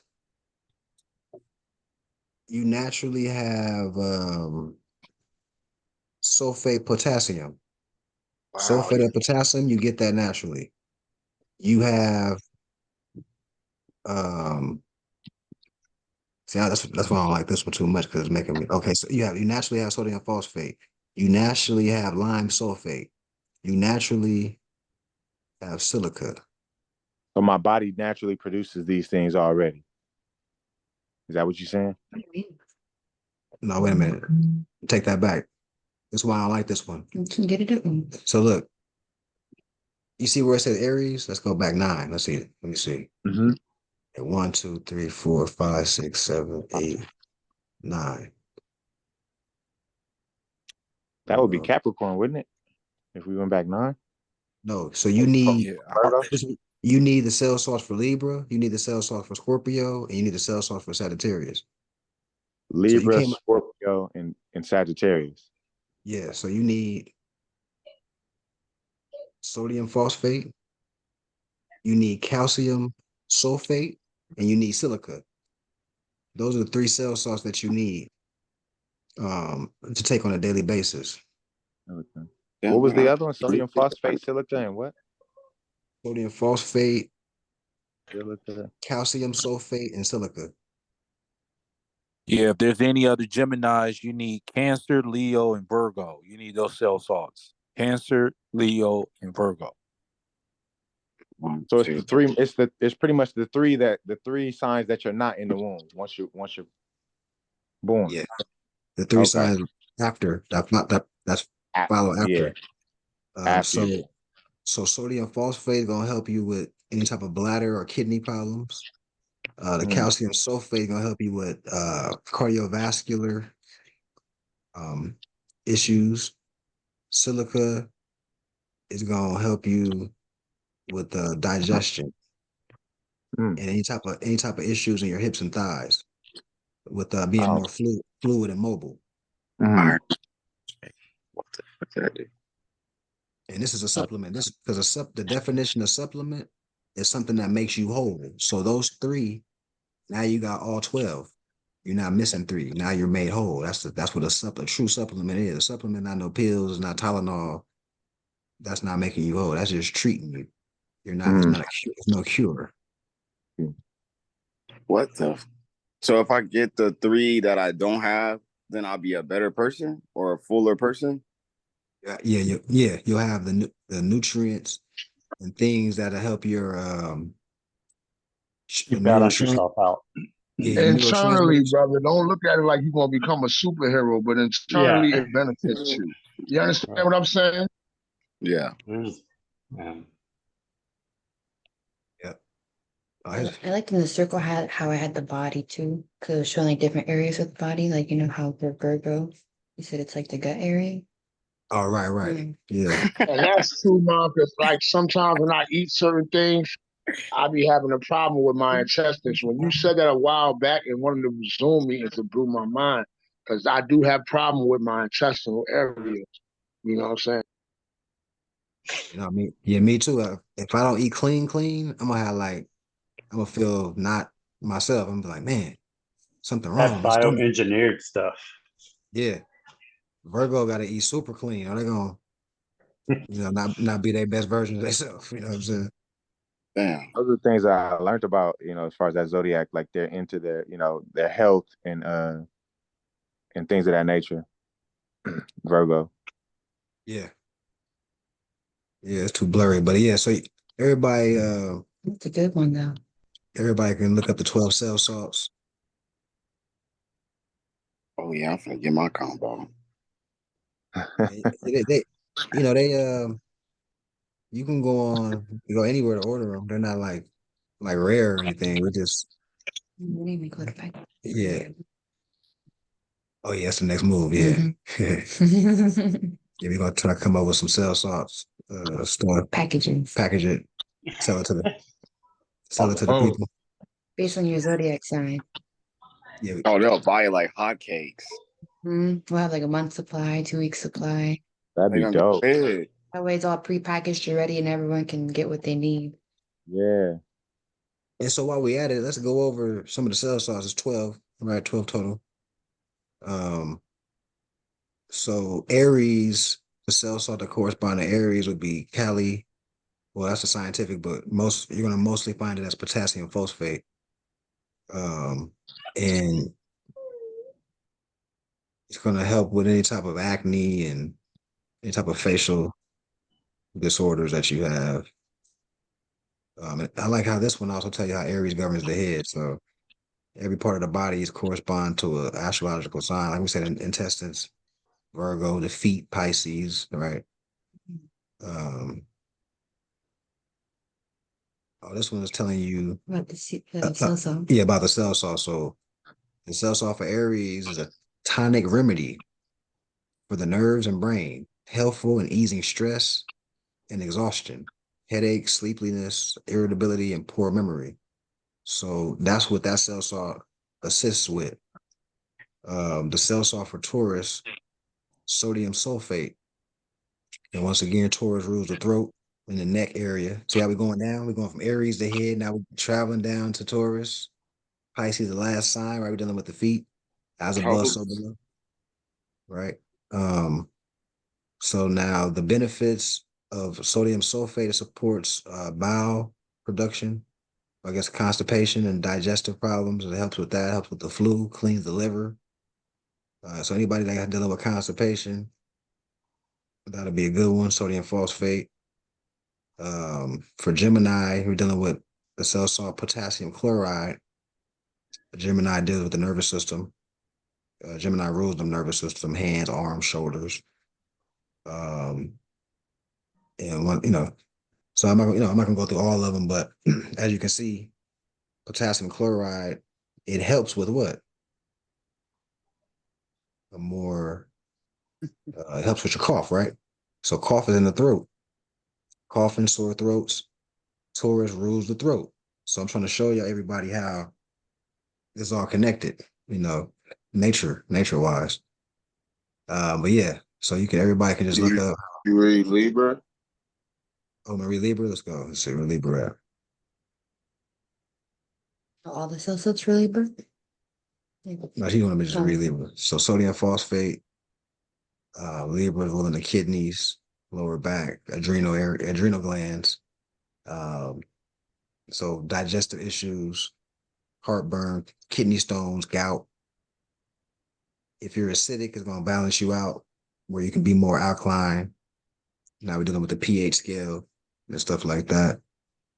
So, and once again, Virgo would need these three for Libra, Scorpio, and Sagittarius. Pisces. Okay, Pisces, what Pisces are? Let's see. So Pisces it's not what you need. You need what you need is for Aries, Taurus, and Gemini, yeah. Mm-hmm. But the cell salt that corresponds to Pisces is iron, phosphate. And of course, we just said Pisces rules the immune system and the feet. So, you know what I mean? So this cell salt helps with oxygen in the cells, anemia, because most Pisces get cold real fast. stuff like that, muscular strain, sprains, inflammation. Any thoughts on the cell sauce? Any other comments, thoughts? Was this insightful? Everybody clear on the cell sauce? Yeah, I had a I guess a question or question to the zodiacs as far as when you mentioned the Gregorian, is it the Gregorian calendar? Yeah. Does that affect? Well, I believe it does. So, like, if we go off of like September, like, you know, it's really supposed to be the 7th, if I'm, you know, not mistaken. If we're going by, you know, Sep and Oct and, you know, all of that, should we go by that, or you know what I mean, or should we, you know, just continue doing it how we're doing it? Well, have you done any well, studies in? Well, the masses, they're going to look at the new year as January, even though that's a fiscal new year, dealing with It's business. Yeah, you dealing with business accounting for the 12-month cycle, but the new year for the Earth is in Aries, In March March, right? 21st. Yeah. If you count the first month of the year being in March, the 7th month, like you say, Septa would be September. It would be okay.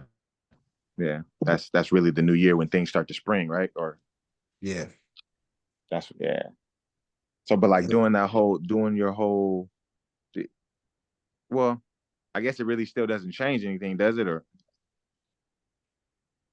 maybe am I overthinking it? No, it changes something, your mentality. Because if you thinking it's the new year when the Earth is asleep and hibernating, then there's something wrong. Like you're not in tune with nature. Like you off of nature.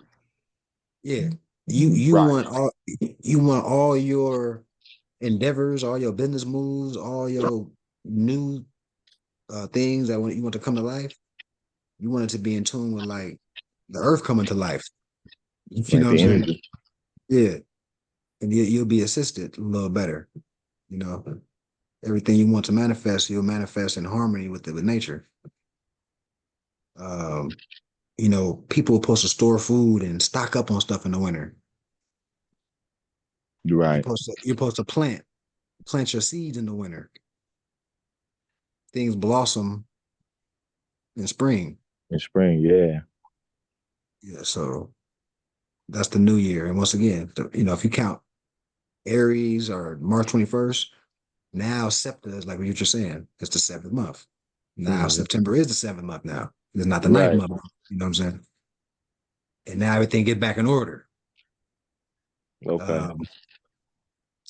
All right, so we got chapter 3. This is once again, this is the Silent Brotherhood of the East. Certain people's Quran is like a continuation of the Circle 7. Some people, it's a whole entire different book. But nonetheless, we're in chapter 3, Life and Works of Yahshua at the age of 10 years. The great feast of Jews was on, and Yusuf, Mary, and their son, and many of their kin went to Jerusalem. The child was 10 years old, and Yahshua watched the butchers kill the lambs and birds and burn them on the altar in the name of Allah.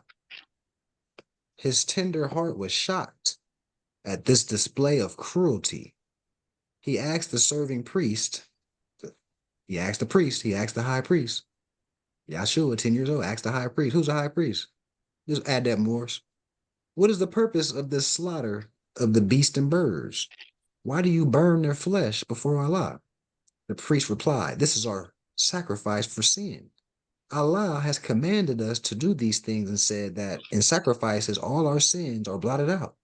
And Yahshua said, will you be kind enough to tell when Allah proclaimed that sins are blotted out by sacrifices of any kind?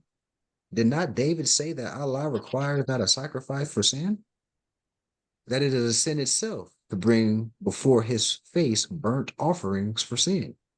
Did not Isaiah say the same? The priest replied, my child, you are beside yourself. Do you know more about the law of Allah than of all Israel? This is no place for boys to show their wit. But Yahshua heeded not his taunts. He went at once to Hillel, and said to him, Rabboni, or Rabbi, I would like to walk with you. I am disturbed about this service. I thought the temple was the house of Allah, where love and kindness dwell. Do you not hear the beating of those lambs, the pleading of those doves that men are killing over there? Do you not smell the awful stench of burning flesh? Can you be kind and just and still be filled with cruelty? And Allah takes delight in burning flesh, and blood is not Allah of love. He is not my father. I want to find the Allah of love, and you, my master, are wise, and surely you can tell me where to find the Allah of love. But Hillel could not give an answer to the child. His heart was stirred with sympathy. He called the child to him. He laid his hand upon the head and wept. He said, there is an Allah of love, and you shall come with me, and hand in hand we will go forth and find Allah of love. And Yeshua said, why need we go? I thought Allah was everywhere. Can we not purify our hearts and drive out cruelty and every wicked thought and make a temple where Allah of love can dwell? Metaphysically, make a metaphysical statement.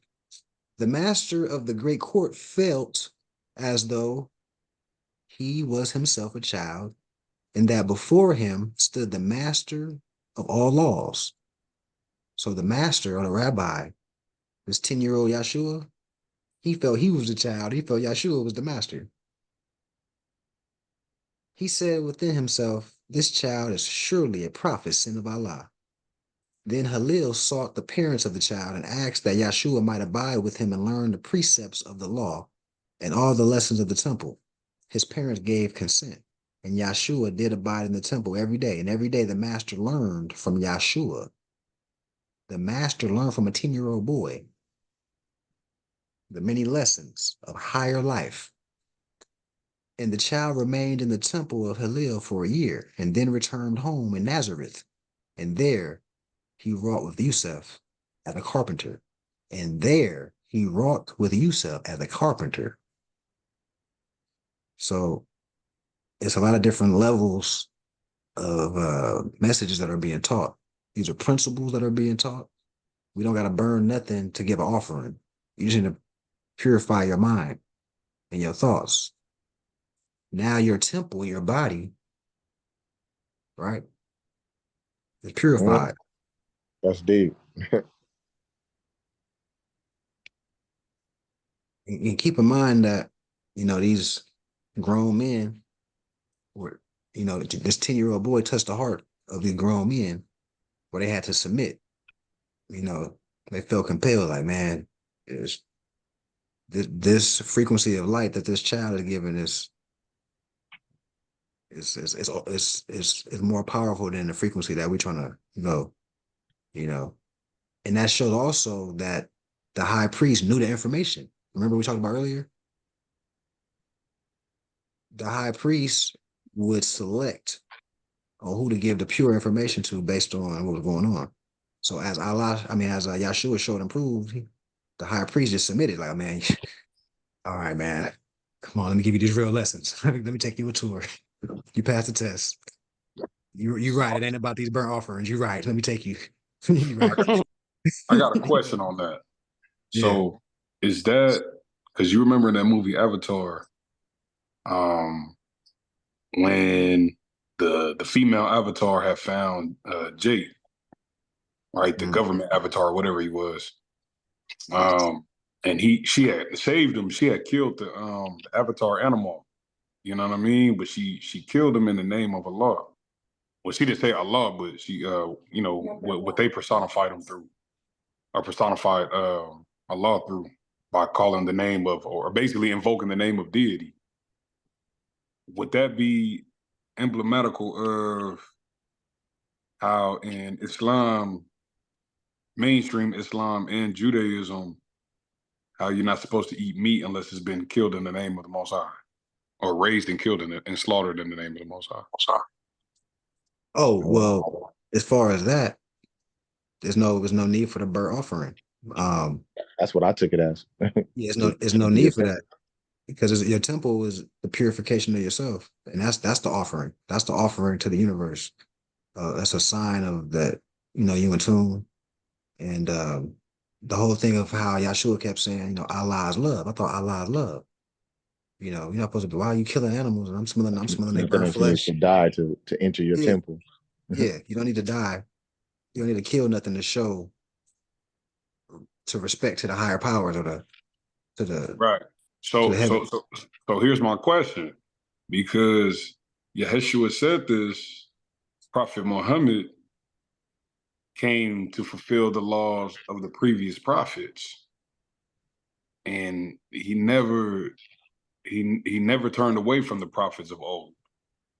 Instead, he actually came to fulfill the law of Yeshua. Right? So I'm kind of confused because it's the Holy Quran is the last revelation, it's the book of perfection. Are you saying Muhammad saying eat like give offerings, burnt offering? No, I'm not saying that Prophet Muhammad said that, but I'm saying that that's what was delivered to him through the messenger, which the messenger they say is an angel, which is Jibril.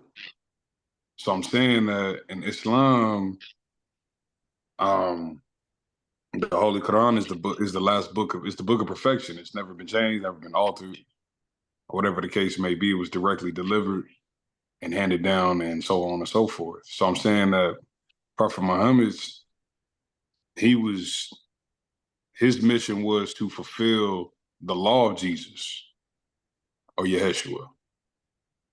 Oh, you mean like put it more in a structure, like yeah. Same as like Prophet Noble Drew Ali. He never separated any of the prophets. He came to fulfill the law. Right. Oh yeah. I agree with that. Yeah, everybody. So I'm saying like, why in the Quran is that a part of the dietary laws? I'm saying like, and now, I'm not saying why is it, but I'm saying if you had to kill to eat, right? You would kill in the name of Allah, basically not as a sacrifice, but as a thanks. You know what I'm saying? Well, that's the whole thing. Like he's saying you don't have to kill. Yeah, you don't have to. Now, keep in mind, like how we go over the Bible, it talks about in Leviticus, it says about the burnt offerings, right? That's a lot of the temples and all that stuff. But in every holy book, you have a commercial way it's being brought, and that's why it's for us to go into these books and dissect them. It's a lot of throw off stuff in there. It's a lot of stuff, So we will have to basically do the same thing with the Quran, and I have before with the Quran with the Q, and it's the same thing with the Bible. There's stuff in there that's astrological. There's stuff in there that's the same thing. So in principle, to pay respects to the Creator of the heavens and the earth, you just do that by being in harmony with nature, all levels. That's simple as that. It's not really about you. Because you don't got to eat meat, so it's not all about killing some. Like most of our people are vegetarians. Once you go back further, nobody will eat meat like that. That's not. Well, what about in the sense of like, and not to be, I ain't trying to be argumentative, but I'm just saying like, in the sense of, if you were a traveler, you moving, you shaking and moving through the lands, and you don't have access or direct access to fresh fruit, fresh vegetations, or whatever the case may be. If you had to eat by some sort, there was a dietary law on what is acceptable to eat. You know what I mean? And if you were to, that's a different context. Now we're talking about you want to just stay alive. Like you're in a unique situation where it's like, damn, I don't know how to farm. This is all I got. That's different than saying I'm about to burn this in the name of it. Pay respect. You just talking about that. That's different. What you talking about? That's just a necessity, just survival. No, I was saying, do you think that's where like just invoking and blessing the kill with the name of deity comes from, though? Because you already going against by committing the kill. So by going against nature or self, by committing the kill, you would have to bless it. You know what I mean? But now look at this though. If somebody was able to kill an animal and cook it to eat it, right? That means they know how to go farm or go look for some plants or make some something to satisfy themselves as well. So that's why I'm like, it ain't, you know what I'm saying? Think about this. Anybody you're a farmer. If you know But how they to go, still put herbs on it, seasonings on it. it's still for herbs and seasonings. So if you got that much knowledge, you need to know that it's stuff that'll heal you and keep you full outside of meat. You don't have to go to meat. You know what I mean? That's why I first I was kind of rolling with your scenario, but now as I start thinking about it, if somebody able to actually kill an animal, cook it, and prepare it, because you're not gonna eat raw meat, you got to cook it, right? That means you have just as much knowledge just to go farm. You got a kitchen. You got to right. You know, with nutrition, you don't need meat to stay alive. There's other ways. You know what I'm saying? So, you know, but yeah. And Yeah, and not to mistake it, because it do say in the Quran, like one verse it says, "Oh men, eat of the good and lawful things of what is in the earth, and follow not the footsteps of the devil. He is an open enemy to you." So I mean, it does say that in the Quran verse. There is a verse by that, but I was just wondering, like, do you think that's like where it became permissible if you found yourself in a situation to have to go against nature, that you can't violate our law by going against nature without first blessing it. You know what I mean? Yeah, that's where the concept of halal comes from. Is that what you're saying? I guess it's just levels of necessity and like last resort versus you just doing it because you think it's a ritual from Prophet Muhammad. So I'm on that's a whole nother that's like Christians and Jesus. We want to make sure we're not just all spooky with it like that. You know what I mean? Yeah. Hey, can I add on to that? Yes, sir. Sure.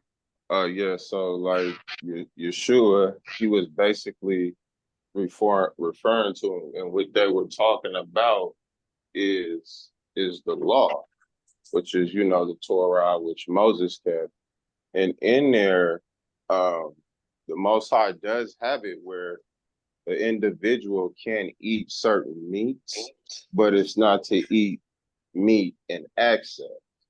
And then when we're talking about sacrifices and we're referring it to the law, those sacrifices are done and they're held by the Levites and the priests.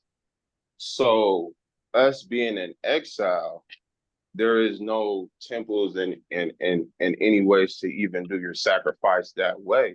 And when they did do their animal sacrifices, basically like 9 out of 10 times, or almost 10 out of 10 times, they ate their sacrifice. And with the verse that they were referring to about David with the sacrifices, because the Most High requires that your spirit is right before you just try to just bring an animal and just do what you want. And I'm gonna give you an example right here from what you're quoting. That was Psalms 51 in verse 18-16. It says, "For you don't want sacrifices, or I would give them. You don't take pleasure in burnt offerings. My sacrifice to the Most High is a broken spirit." The Most High, you won't spurn a broken, chastised heart. Okay, but then you finish it in this last paragraph, and it says, "In your good pleasure, make Zion prosper. Rebuild the walls of Jerusalem." And then it says, "Then you will delight in righteous sacrifices and burnt offerings and whole burnt offerings. They will offer bulls on your altar." So we're not even in a time frame where we can do that right now. But when it's talking about the law of what Yeshua was talking about, this is how it operates. I hope that helped you a little bit. Yeah. And you said that was Psalms 51. You said 18 and 19. Yeah, it was Psalms 51, and it starts. It's like 18 in some of them, and then it'll be verse 16 in some of them. But yeah, it's the end of Psalms 51. Okay, yeah, appreciate that. I'm gonna check it out on my Bible. No problem, brother. I want to add something. Go ahead. I like to add something. So I know earlier we are talking about Moors and how there's high priests and then the workers. So even like the way of like the diet and how we eat is to keep the body clean so you can connect, right? To love or the higher source or the universe, however you want to say Allah, right? To love. And that's where the practice like meditation comes in, keeping the body pure and clean. That's choosing to be in the priesthood pretty much, to stay away from the meat because we were talking about earlier how it creates a lot of mucus, right? We have to take care of our bodies. So I just wanted to add that in and to, that clearing out, that's important. But we're all kind of, we're all learning that, as we're studying and going along, like how the meat is produced and how it's affecting our bodies. And now it's hard to be in alignment. If you're messed up in your stomach, how can you think about anything else? You're sick. It's hard to reach that higher level of consciousness. So that's the way I see it, is like keeping your body pure. But if you need to, right, back in the day, ancient times, whatever, like it's the food maybe wasn't accessible during certain seasons, right? Compared to now, it's very accessible, but we still have to choose to, if we're gonna go at the higher level. So I don't know, I'm having a hard time speaking, but yeah, that's what I wanted to mention. Keeping the body pure and clean because we're also physical, but also not physical, right? We're the spirit too. So to be in Right. alignment with our body and our spirit, to be in that high priesthood, that's what we need to do. Alhamdulillah. Thank you. Mm-hmm. And she absolutely right. Like, it's a lot of stuff that's in the meat that they put nowadays and stuff too. So yeah, fruits, vegetables and stuff, that should really be either a person's whole diet or primary diet, I would say. Yeah. Mind, body, and spirit, the whole thing. Yeah, this was a good one. I guess I'll do one round for thoughts and statements before we close out. For today, any other thoughts? We close out in prayer here. Yeah, I wanted to bring a treat, man, to the build. Hold on, if you could treat to the class today. Can I send it to you on your IG, brother?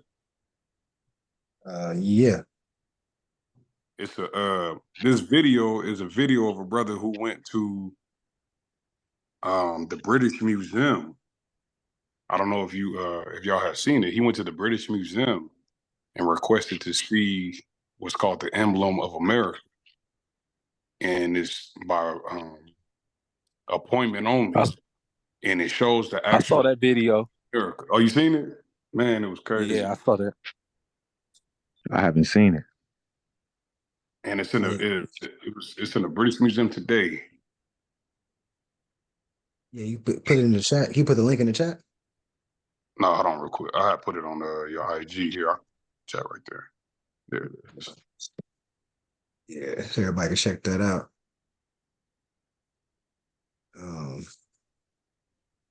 Okay, yeah.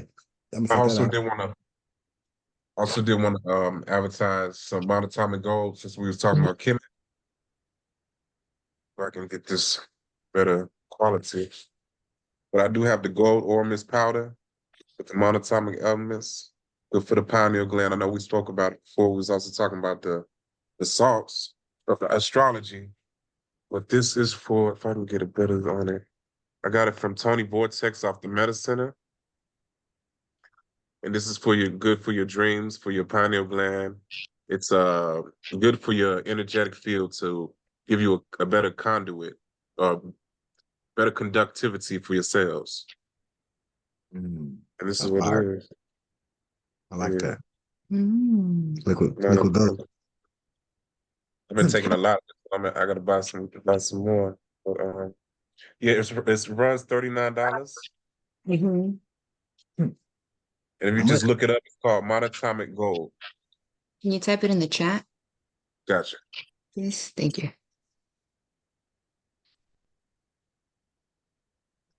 Oh wow, they talk about Dr. Yusuf Ben, whatever his name is in here too. Look, that's crazy. You talking about Dr. Yusuf Ben, the guy? What's the name of that book? And this is the Hidden sacred Document. everything, the history, Kemet, Maya, Yeah, she got a book called The Sacred Woman. A Guide to Healing the Feminine Body, Mind, and Spirit. Yeah. Oh, by what's her name? Queen Afua. Queen Afua. Queen Afua. Yeah, I met her once. What? Yeah, she was in a vegan restaurant, Sage Plant Bistro. Wow, that's so awesome. Yeah, They mentioned the guy we showed. That's crazy. Mhm. nah, that And was wild. You had a picture of him with the Shriners fez on. That's wild. I never seen that before.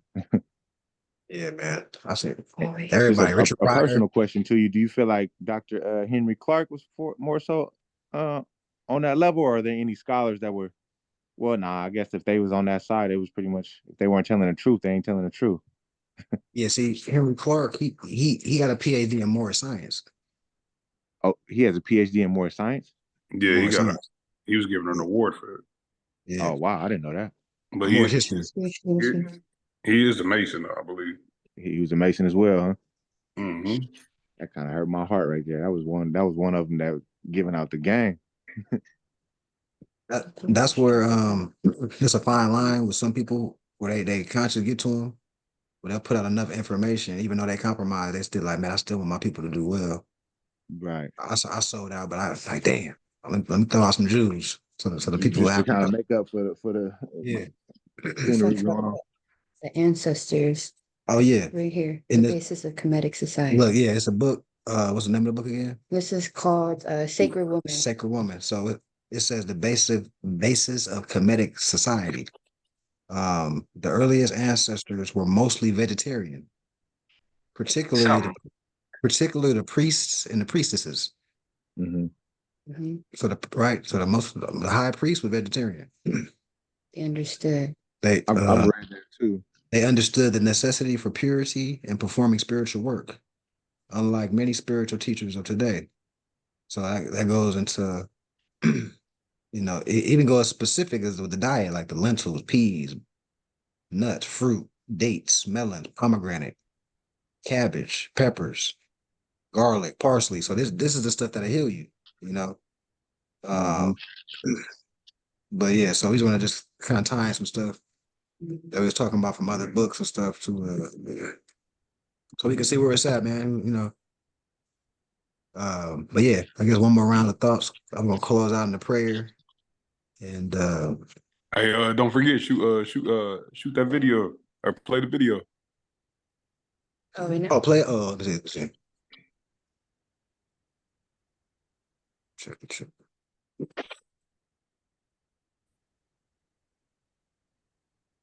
I think you shared it to your Instagram, is that right? No, you put it in the chat. Oh, okay. If y'all want, y'all can play the video I just put on the chat as well, because it has to do with Kemet at the same time. If we have enough time. Okay. Search page. Can y'all hear it? Yeah.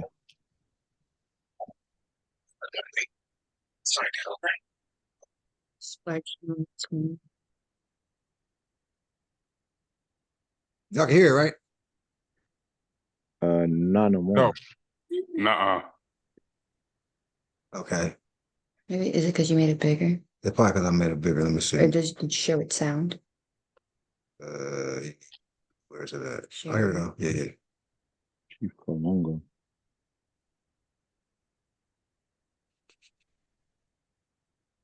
We might have to unshare and share again with sound. Okay, let me redo it. Share sound. Oh, there we go. Share sound. You gotta press share. Can y'all hear it? Yeah. Yeah. You say yeah? Okay, all right. So this is level 4, all right? So this section is prints and drawings, all right? As you can see, prints and drawings. Now, in this room right here, you could go up in here and they have a lot of paintings and drawings, right? But what I'm looking for, okay, I keep telling y'all what I'm looking for. I came here day before yesterday to look for this, but a lady who worked here said, hey, you know what? they have this picture that I'm looking for in a private section, and you have to set up a private viewing. My question is, how are you just able to walk into the Native American section, North America and Mexico? Then this right here is supposed to be here, but it's not. All right, she said, no, you have to make a special appointment. So I already told y'all how I got this appointment, right? So I'm on the search, Lineage. I'm on the search, looking for the emblem of America. So come on, mate.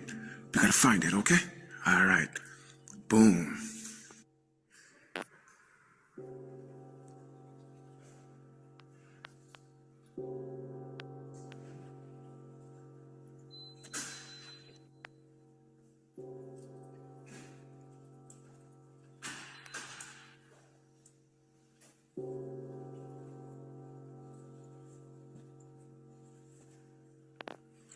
Can I just flip through the pages? Or that's the only picture here, right? Well, just this, yeah. So when was this, what was the information on that in terms of when was it printed or created? I'll find out. Okay, all right, thank you. All right, so I'm in the private room right now, and yes, please, yes. Thank you. So I'm in the private room right now, and I had to sign a little waiver. Okay, so yeah, man, this is real. It's real. It exists. It's in the British Museum in the private section, and you have to have a private appointment to come see this.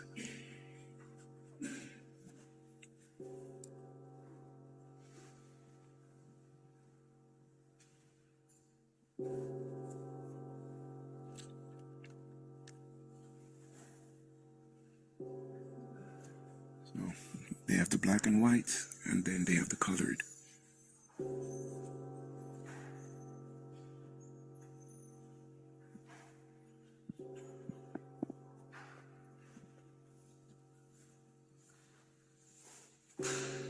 Emblem of America. That's what the original Americans look like. I just seen her on Crenshaw the other day.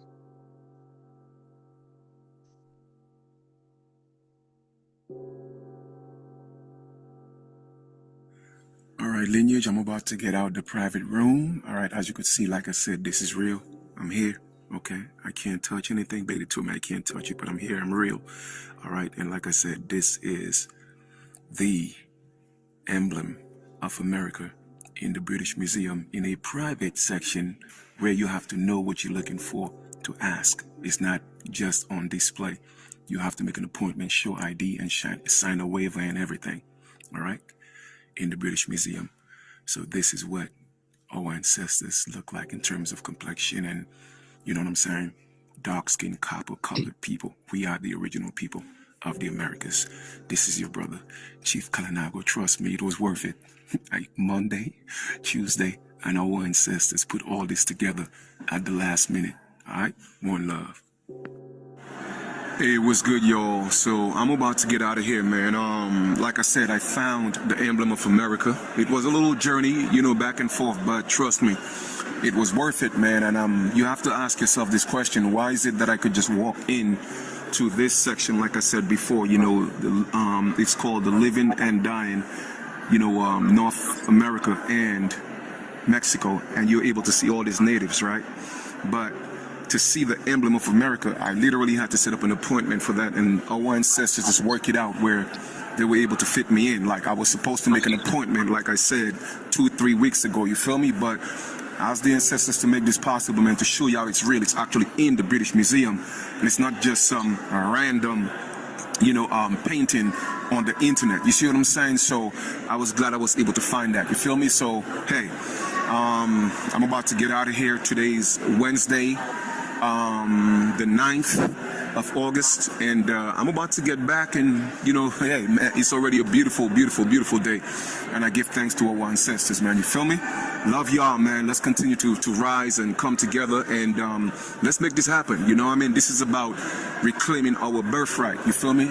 America, the Americas, that's our motherland, and we're not gonna allow anybody to take that from us. You feel me? So we got to come together, we got to stand, we got to unite as American Aborigines, and that's what this is about. All right, peace, one love. That's a good video. That's fire. Thank you for sharing that. Yeah, I appreciate that, man. Yeah, definitely gonna. I'm posting this. I'm posting that today. Yeah, I'm posting that. Yeah, that's fine. Yeah, that's dope. That's dope. DL, you said you had some. Oh, the link. I'm sure the link, DL. Yeah. Oh, the I had gold another one? link. The Medical Oh. Center. Which link you want me to share? That's the one. Let me see. It says the Medical Center Chicago.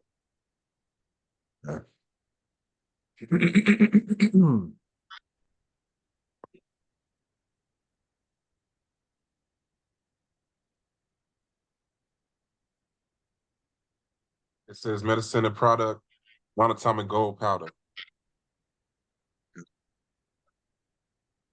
And then it's the first one, the Ormiz, on the YouTube.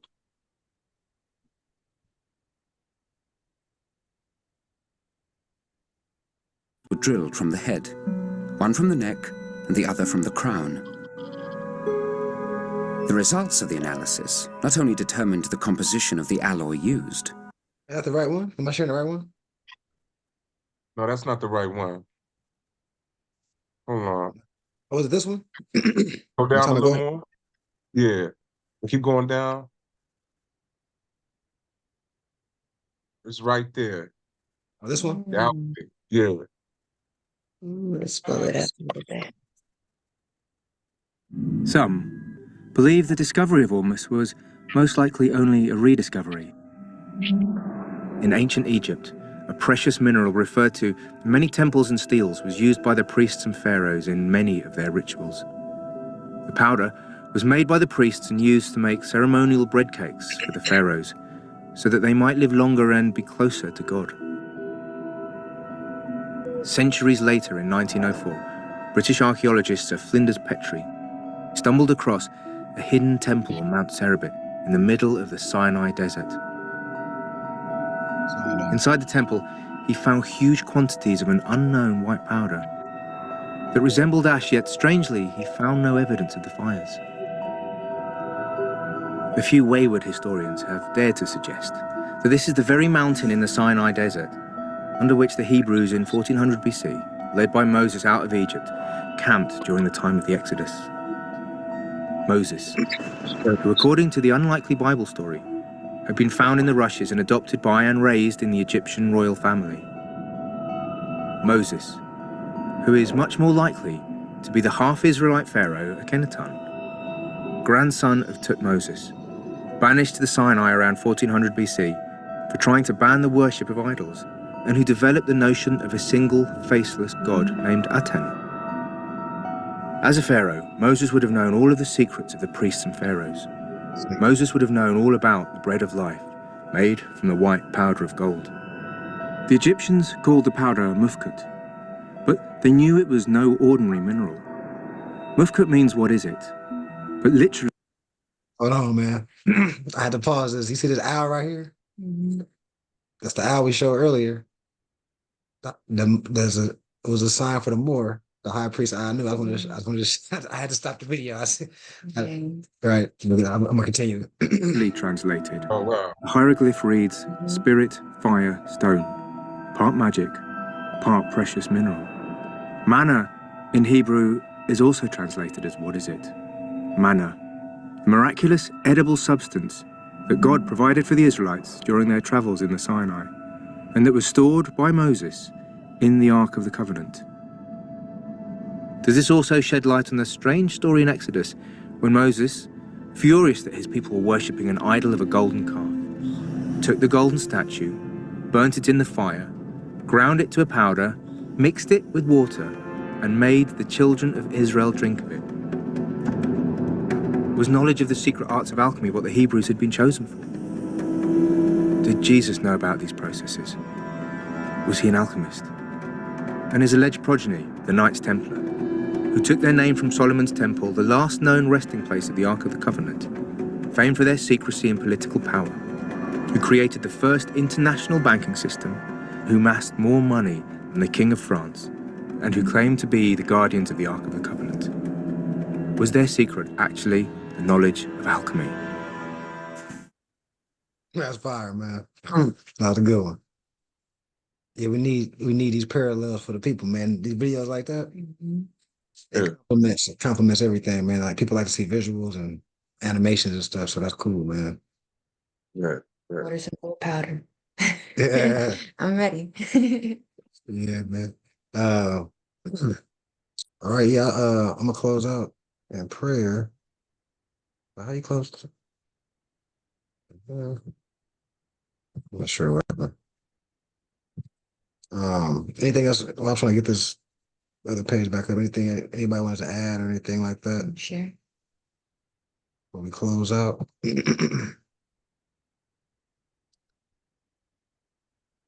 See this? How they just messed everything up. I think it's on that page right here. It's on this one. Yeah, but I think it's maybe. Oh yeah. There we go. There we go. There's a lot going on. That's what it is.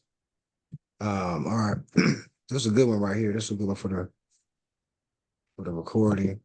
I'm gonna go back over this meeting today and cue some stuff up, like little clips and stuff. But Allah, the Father of the universe, the Father of love, truth, peace, freedom, and justice. Allah is my protector, my guide, and my salvation by night and by day, through his holy prophet, Noble Jew Ali. Amen. Yeah, man. So everybody just keep up their studies, keep up the good work.